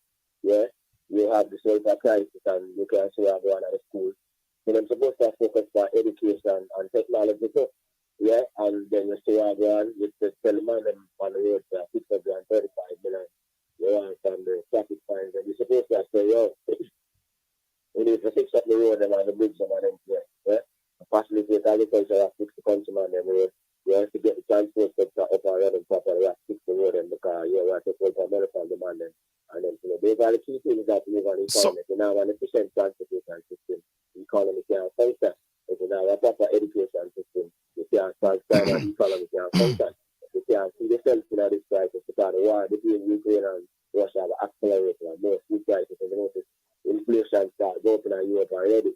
Again, so we all have to come down inflation starts going back. Raleigh, did I hear you right that the government is budgeting $600 million from traffic ticket? $635 million from traffic tickets. Yeah. I just want to add though, Obi, to that question as it relates to what industry we should be looking at. I believe that the orange economy, the creative industry, it's a $50 trillion a year industry.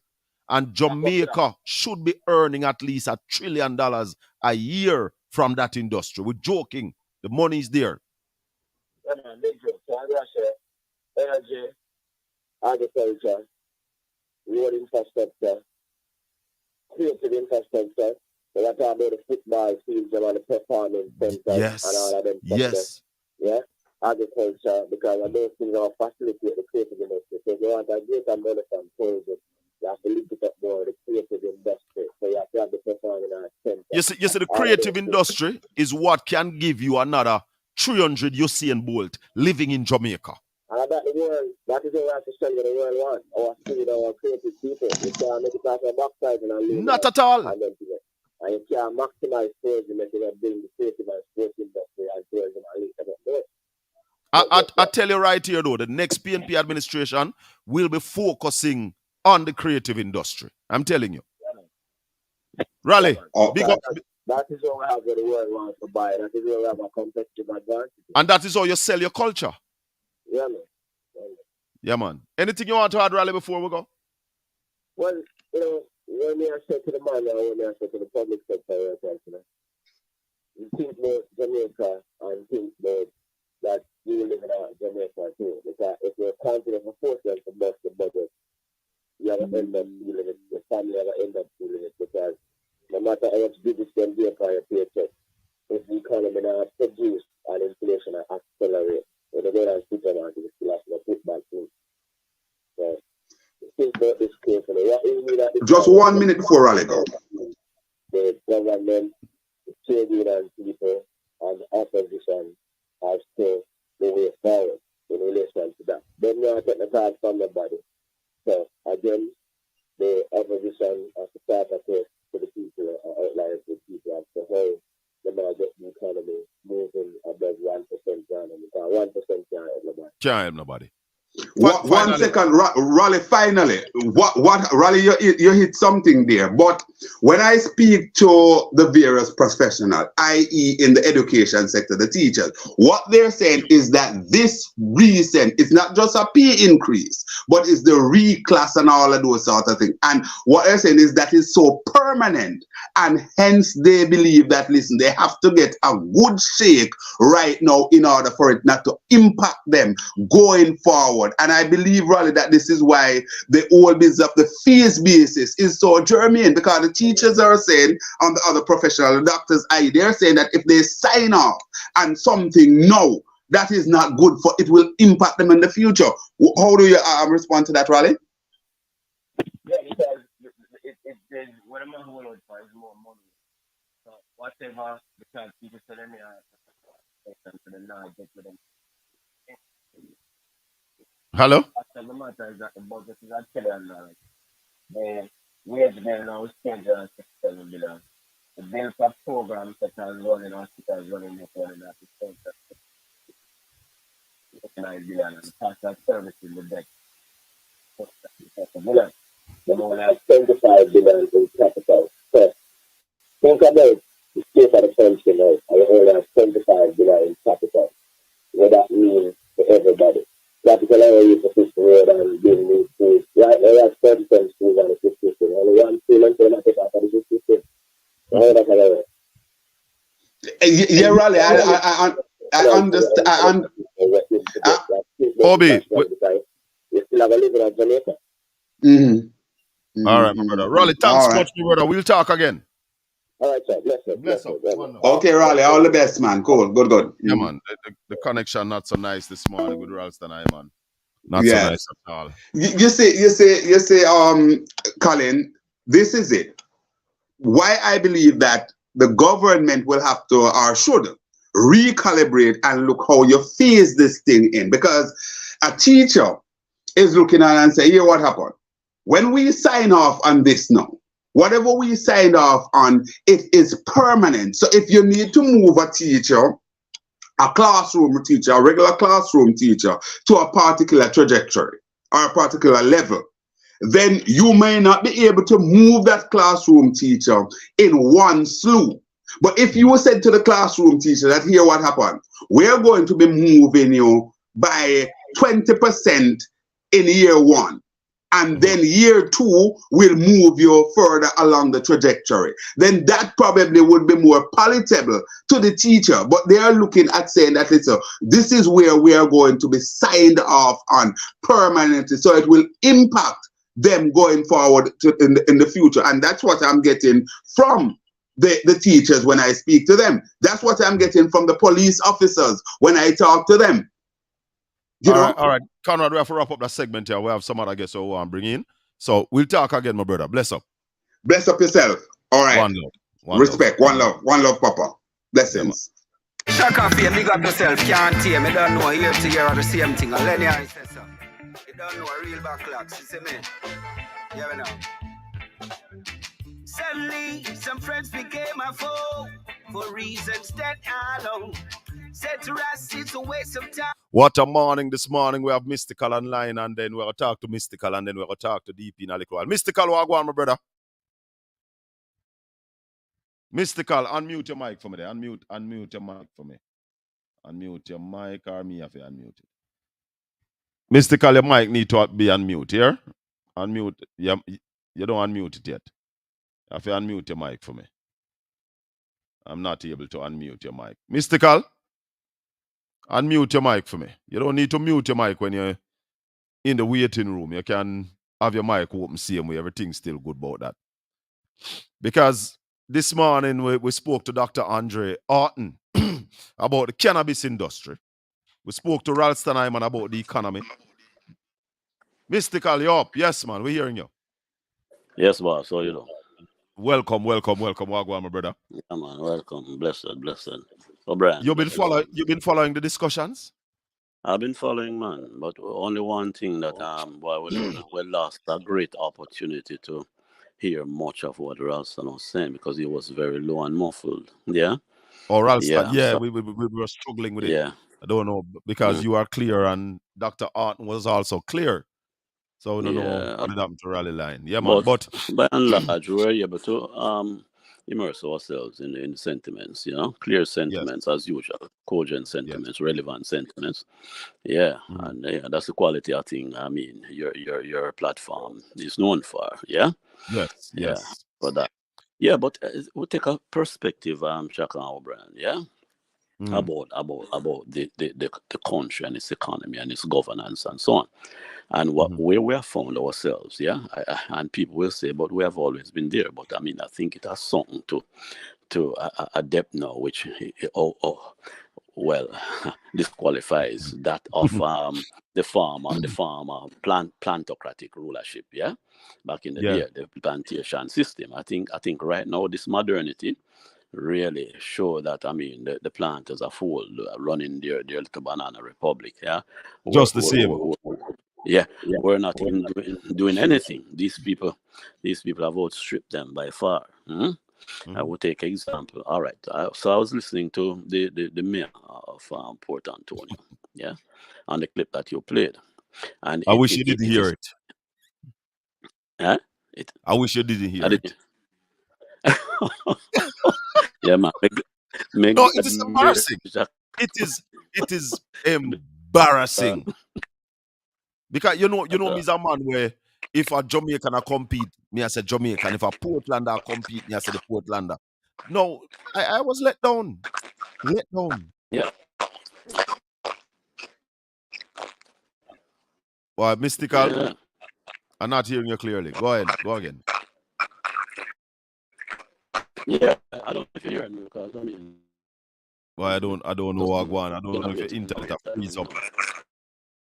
I'm have to call you straight. All right. Let's use the 804 so we can do that. All right. Yeah. All right. Respect. Call me on the 804 7072. DP. I will be going as the balance this morning, sir. Oh, the balance. So balance the mayor for me now. Balance the mayor for me. The parish county close the road. You just want me to be argumentative because then I'm good off that. But I'm not going to be anybody this morning. But the possibility is because it's not everything everybody know. Just like how you say you do not believe the minister that they have written or invited the FBI to come and do a thing, and then hold on, don't get it wrong. Hold on, DP. They're not involved. And you say you believe the police. So what if the police? Hold on a little bit. You said I don't believe the minister that they have written to the FBI. No, that's not what I said. What you say you don't believe? I don't believe the FBI is involved.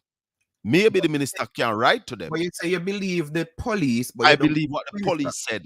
And that is the argument that I'm putting forward. What if the police is not aware of the exchange between the minister and, in this case, because you're asking about the mayor, what if the mayor don't know who is paying? But remember, hold on, Mystical. But remember what the minister said, what the mayor say, you know. The mayor is the head of the parish council, you know. He's in charge of the parish council. Correct.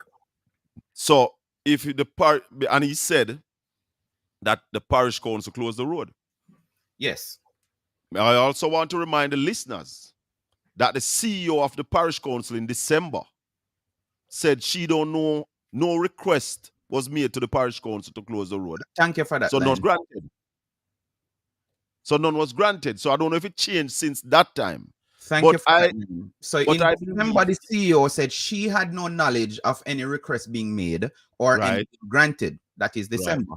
In March now, we're learning that yes, they have met and the parish council, in fact, have given the go-ahead to close the road. So you see, this is what we call...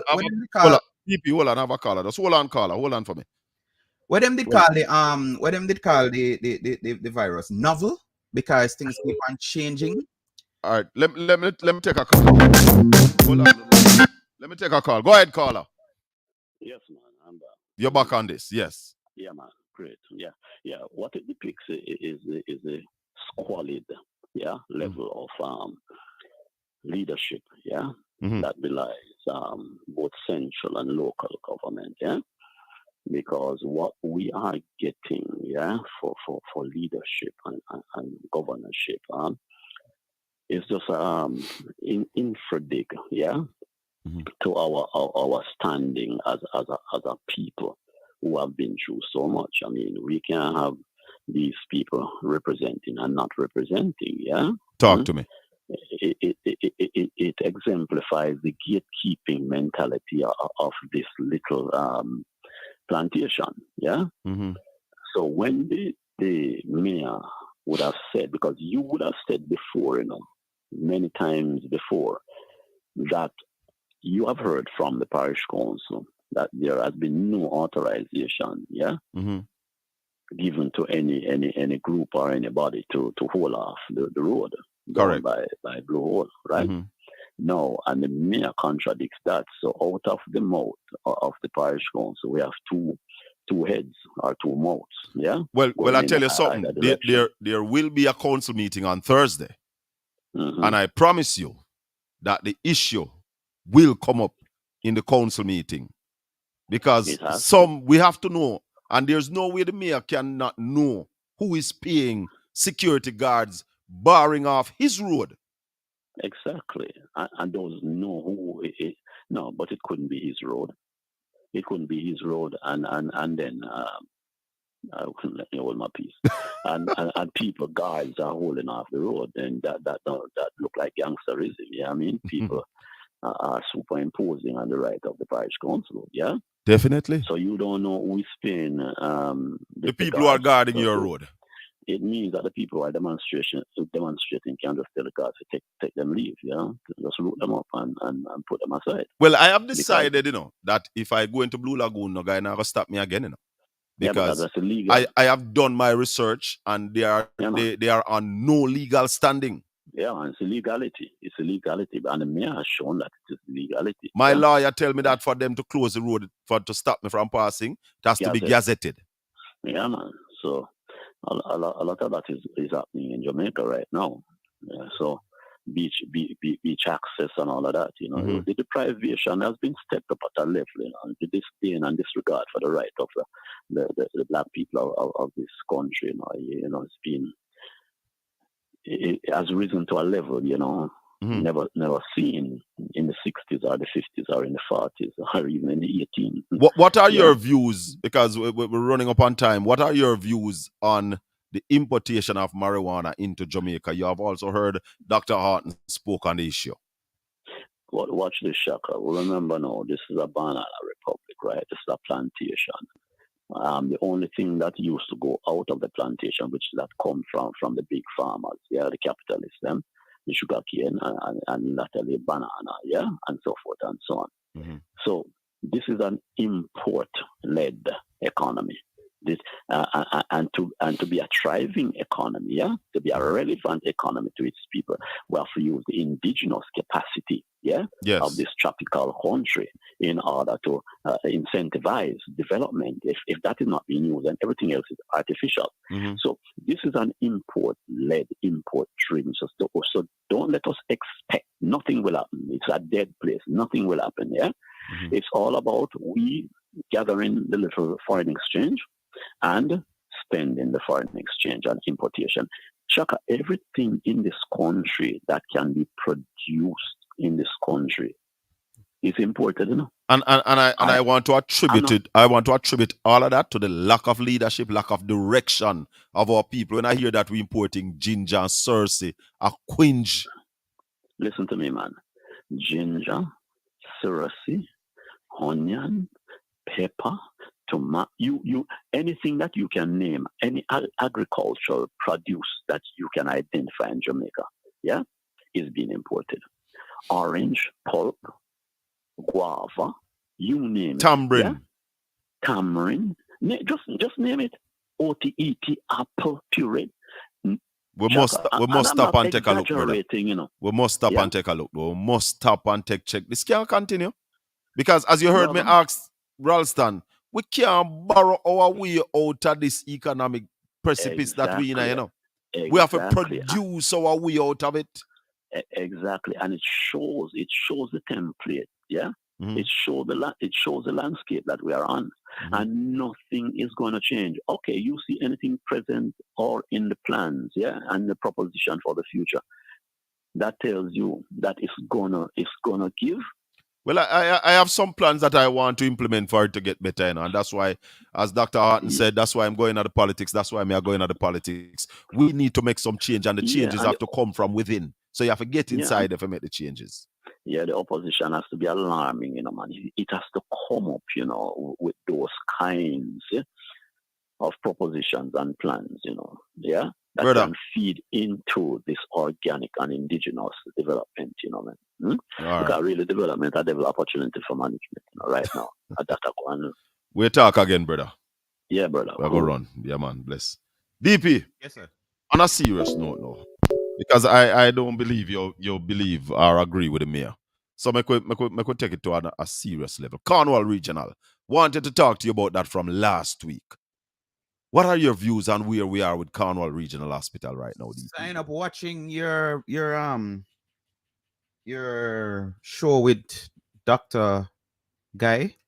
Yes. And I was a bit confused because you played clip with Dr. Guy saying that the figures is going to go up to where it has been announced. No, and me kind of did confused because if Dr. Guy knew that it was going to go there, and now the minister say yes, this is where it's at, because him never know what Dr. Guy know 5 years ago, 4 years ago. So where's the confusion? What confusion you talk? You said you're confused. I'm confused because I heard you made this big alabaloo saying no, the government, and another comrade on radio saying no, the government is spending 10 whatever billion and but EP, do you remember when it was 3 billion? And then it went to 4.1 billion, then it went to 5.7 billion. Do you remember those figures? Yeah, but me I say, Shaka, people don't like to hear the truth and the balance if somebody else put it forward they don't want to hear. I remember when Trident was being renovated, and when them start like 2 little something and it's didn't turn down, I am sure, I'm not an expert in building, but I am sure whosoever put forward the projection to say it is going to cost XYZ to do it, when them going and start do the work, what I heard from the minister last week is that them basically doing what you say is a new hospital them making, because them strip down everything straight down, plumbing new, everything new, hospital facility. So it's a brand new hospital. It's just that they're using a pharma structure. That was that is what I heard from the minister. And you're not going to like it, but I believe when I hear what the minister said. Them strip on the walls is just like a car. I have seen this, Colin, where your car, one old car go to Ghost or one of them man will do thing, and then strip it down to the shell. And then spray it, and then you have some light where them have to buy brand new, put on the old shell. That is that interpretation that we have. But DP, do you remember me saying in 2016 that they must demolish the hospital and build a new hospital? Yes, you have been calling for that. And we have discussed this before. You never like my stance on it. Because when the minister, Dr. Guy, say it again, go back and watch your own video. When the minister suggested that, listen, let's get international bid to come and deal with the hospital, PNP had a problem with that, to say, no, we have capable people here to do the job. And I believe this is what is happening. They have been pilfering government funds because PMP say no to the people to give local people the work, just like Aguataville. DP, when the minister said he's bringing in international assistance, how many billions we spend already? I am not sure. All I'm saying is, because on every detail, remember, you know this more than me, you know. The details on here says you own a video. Your guest said, Dr. Guy said, when the minister, they were against the minister bringing in, he was like, yeah, go ahead and put out the bid. The international people bid on it. But they wanted, so let me ask you this, Shaka, is local people doing the work or foreigners? You see, you're trying to spin like how the mayor spin. I'm not this spinning. morning. I'm not But spinning listen, nothing. because what I'm saying to you, DP, from I where... can't spin if you want me to spin. I'm not spinning. Hold on. From where Shaka Fame sit, Shaka Fame, Colin Bell, is saying that the Minister of Health took bad advice, made a bad decision, and hence that is costing the Jamaican people $4 billion. Me agree with you. $6 billion. $6 billion could have built us a new hospital. I agree. So if my suggestion was taken up in 2016, because remember me I talk to you, you know. I agree. I mean I talk about hindsight. One more question again. I talk about when me did say 2016. My question again. Who is doing the work on the Cornell Regional Hospital right now? Is it international contractor or local? Let me finish. What I said then, when you're refurbishing a building, you don't know what you're going to buck up on. When you start tear down, you can find all sorts of things. So all that you just said a while ago about the car, I said all those in 2016. You disagreed with me then. What do you mean me disagree with you? Back then you disagreed. No, all I said was another. That's when I started out again, but you don't want to hear that. I said the minister intention was to go put it to tender to have international contractor doing the job. PNP came out strongly against it and said, no, we have competent people. Now what happened is, just like Dr. Haughton said. I'm saying you're wrong. At the beginning, hold on. A while ago, that listen, you need to have an accountant or somebody with no finance to be a finance minister, right? But you're wrong about something, DP. You're saying something that is wrong. You're not allowed to talk, Shaka. No, but you're saying something that is wrong, and I cannot allow you to mislead. Oh, you say stuff wrong too, and me allow and me listen to you. No, so you can listen I to say me. something wrong. No, I will not allow you to go on when you say something wrong. Go ahead. What Mr. Wrong? When the minister decided to call in foreigners, the refurbishing was far advanced. Is when he made the second change on price. That is when he wanted to call in foreigners. Okay. Not at the beginning, sir. All right, good. So let me go back, because as I say, forgive me to your viewers. I am just sharing my opinion, which that is what Colin do every day. Him have no whatever. I'm opinion, I share mine. I remember the beginning of it, right? And the minister, like I was saying earlier, Dr. Haughton just said, I think it would be good. Now you could be bashing Dr. Christopher Tufton if he made have him doctorate in a building construction. These ministers, they go after what the technocrats say and the advice for them get. So if it was given the advice which goes against your opinion, that it was better if them didn't lick down the hospital and the minister go after what at the time seems as the best thing to save the government some money, they took that part. However, something that you're blocking out. If they had closed the hospital, which part of the people them were from the hospital start refurbished till now, still get medical treatment, where would they have gotten that medical treatment? Most of the people was sent in the early stage to Trelawney. They had built stuff around the hospital. So there were alternatives. I am saying to you, DP, with you are saying that I am sharing opinion. I a lot of times share vision. Not just opinion. Okay. Some of it is vision. Still and well, you call it what you will. The fact is, where we are now, it shows to you that with all the people around the minister giving him their guidance, it was a wrong move.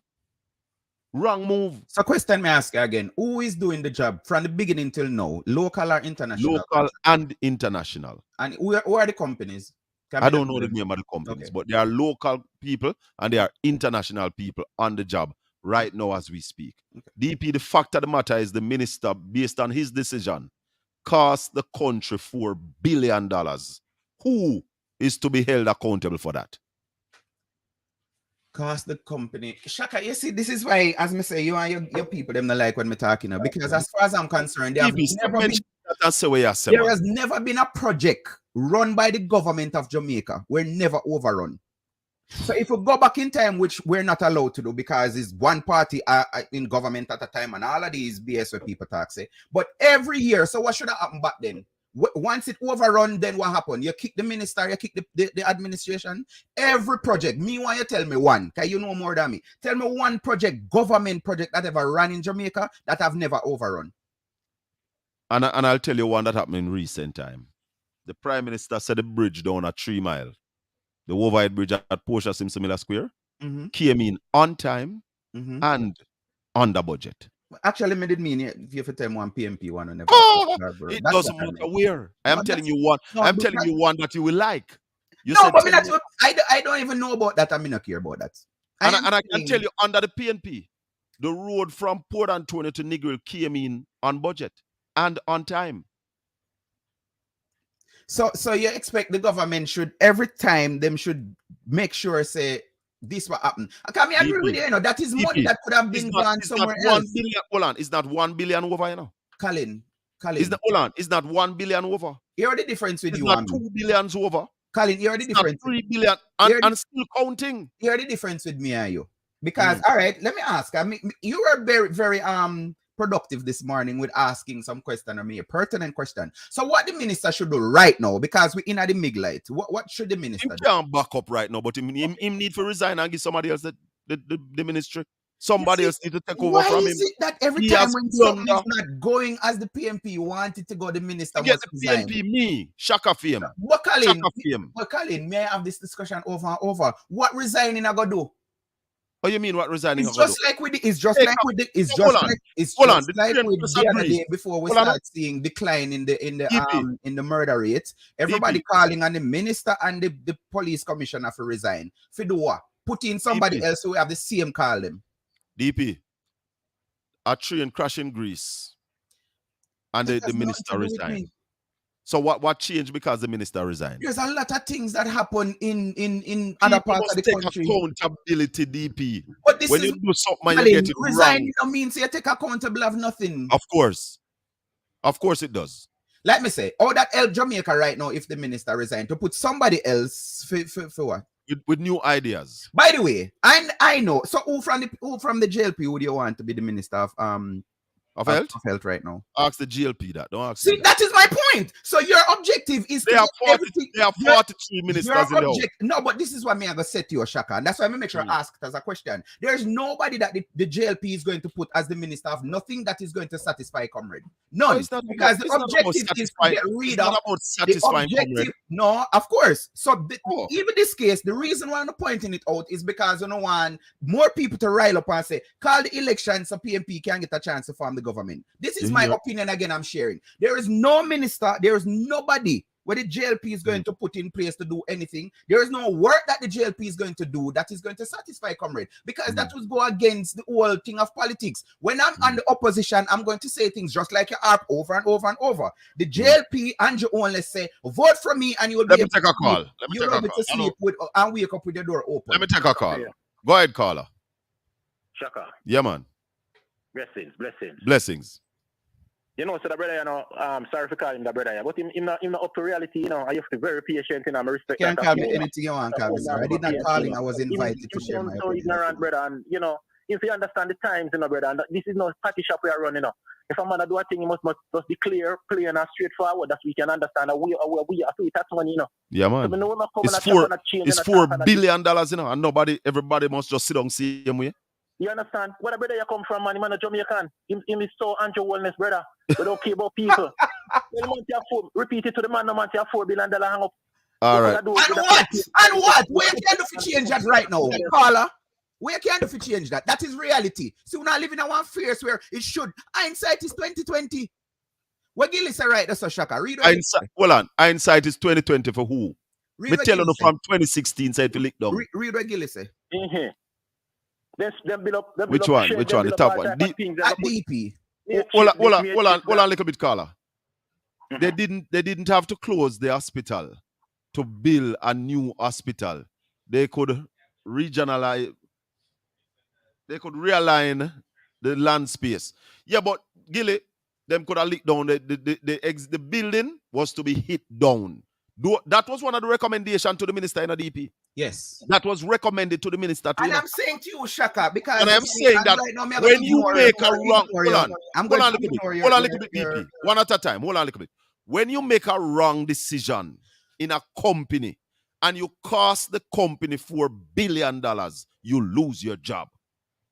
Definitely. Okay. And make somebody else go and eat a food. And somebody else get the do. job. You And that's blunder, the you lose your job when you blunder, brother. Okay. So there's Carla, nothing else hold on, good let me that just there's finish with nothing Carla. else good that the Hold on, minister DP, has let me been finish doing. with Carla. Anything else, Carla? No, man, just call for me. Thanks for your program, and it's a powerful message you send across Jamaica. I love that. Give thanks here, sir. Blessings, man. Yes. Yeah, man. All right, DP, finish up. Go ahead. Like I was saying, I'll ask you if the minister did anything good. From me is the minister till now. The Minister of Health?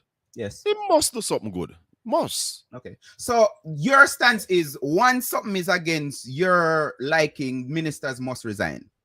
It's not about my liking. If you cost the country money, if you fail at carrying out your duty, if you make bad decisions, you must be held accountable. So JUTC has been costing every administration money. We must get rid of JUTC. No, not JUTC. Oh. It is costing, hold on. It is costing this government more than any other. So the minister who is responsible for JUTC must also be removed. It is because it's costing more. You see on the reason? You see on the thing? DP. You Under see the on last reason? PNP. So Under the last every PNP PNP administration, because this right. is what I know. There's no country known to me that them actually make a profit from public transportation. No government to make profit from that. True. So they subsidize. True. Some heavier than others, right? True. So every administration, every minister, JUTC costs taxpayer money. But you just a while ago, once it costs the government, get rid of it. I mean, just put a case where we can't get rid of, and you agree with me. So what is the point? DP, but listen to this. Listen to this. Under the last PNP administration, JUTC was making 67% of the money that needs to run the company. Presently, it is making less than 40% of what is needed to run the company. So, as I said to you a while ago, it is losing way more than it used to lose. I hear you. You were right when you said no country around the world make a profit from public transportation, but you run it as efficient as possible. Let me ask you this. So why case of whatever you just mentioned a while ago and it's not been operated? Should everybody at case resign who is in authority? DP, I'm going to finish. When JUTC was handed over to the GLP in 2016, they were turning out 450 at buses. Presently, they are turning out less than 200. If case of what they have down there and it is not being utilized, somebody must be held accountable. And that is what we are talking about in Jamaica. Somebody should resign. People accountable for doing their job. So me glad. So let's continue on that. Because I think you never did ever touch that. So perfect. So case people are do their job. So now we're going to blame government for not doing something. So a minister should resign because people at case not doing their job. DP. Just like the JUTC. DP. Obviously, you know me one call I said this on radio station, may you listen to and may I say, yo, finally people are so may I say. Enough people don't want to hear this. I think this whole thing where opposition call for the resignation of minister and put every single blame and responsibility on the minister is wrong. We need to all the people and want to collect, not only the ministers collecting taxpayer money. Remember, say every CEO, every what them call him permanent secretary, all of them collecting taxpayer money. So why them get a let off? Not to, because obviously JUTC is not being run properly. Why are the minister alone who not call on? Why we not call on the civil servant them to do them job and do it effectively? First thing you got here, they're not getting enough pay. But them still sit down and collect. Let me respond to you now. I'm going to use the exact JUTC way I talk about. For the CEO of the JUTC, there's a job requirement that says the person should have a master's degree and 10 years experience in management. And or? No, both. I heard or the last time. Both. Check it. You need both. I am saying that for me, if the person have the experience and not have the masters and you give them the job, I would accept that. Okay. But when you give somebody who have neither, the person don't have the experience, the person don't have the academic qualification, who give that person the job? You think that person give himself the job? No, you can't give yourself a job. All right. So I also agree that we are civil servant blunder, then they must go. Okay. So and I didn't know we could agree on something. So see, and the foolishness when you talk the country to you see where you're missing, you know, you're looking at the thing too small. It is the minister who put in the board that employ that person at JUTC. You know? Okay, so the minister can fire. Case, not that the minister can fire, okay, but the minister can give directives. Okay. Yeah, because the minister put in the board and the board hire somebody, then that means that the minister hired them. I did not say that. I did not say that. And it got away there. The minister might not hire them directly. But you remember recently. The minister sent on a name and say, yo, give this money a job. Hold on. Recently at the Transport Authority, interviews were done. The person will come last in at the interview. The minister said that person they want. The only thing was saved that day was that the board members are people of integrity and who's strong. Well, which board we are talking about? Which board we are talking about? The Transport Authority. Oh, they stand up to the minister. So the board is functioning now. Not JOTC, me say, you know. Which board? It's a Transport Authority. Oh, Transport Authority. They did some interview, and the man will come last. A film name the minister send down, and I say, him want to be the CEO. So you're proving my point that the board came out and say, if a him you want, okay, then we resign. You can have our resignation. And that's why I'm saying to you that ministers have clout. And just like when the prime minister said him never tell them to employ him business partner, him only make the recommendation. Colin, let me ask when you a the question. minister talk, they have clout. Based on what Carr say, is it that ministers spend money in the ministries? No, ministers don't spend money. Oh, okay. So what utter rubbish people are talking about if the minister miss what the management funding for resign? No foolishness that. What are you talking about? One of your viewers just said if a public employer minister mishandled and waste funds, they should. Ministers don't spend funds. Hold on, this last minute, DP. Lamar if you was a public employee, minister mishandle and waste funds. That means you can't manage and you need to resign. The And minister don't spend funds directly, DP. Thank you. Because the Minister of Health never go down a Cornwall Regional go spend the money directly. But what happened at Cornwall Regional was based on the decision taken by the Minister of Health. Okay. He was given advice and he took the wrong advice.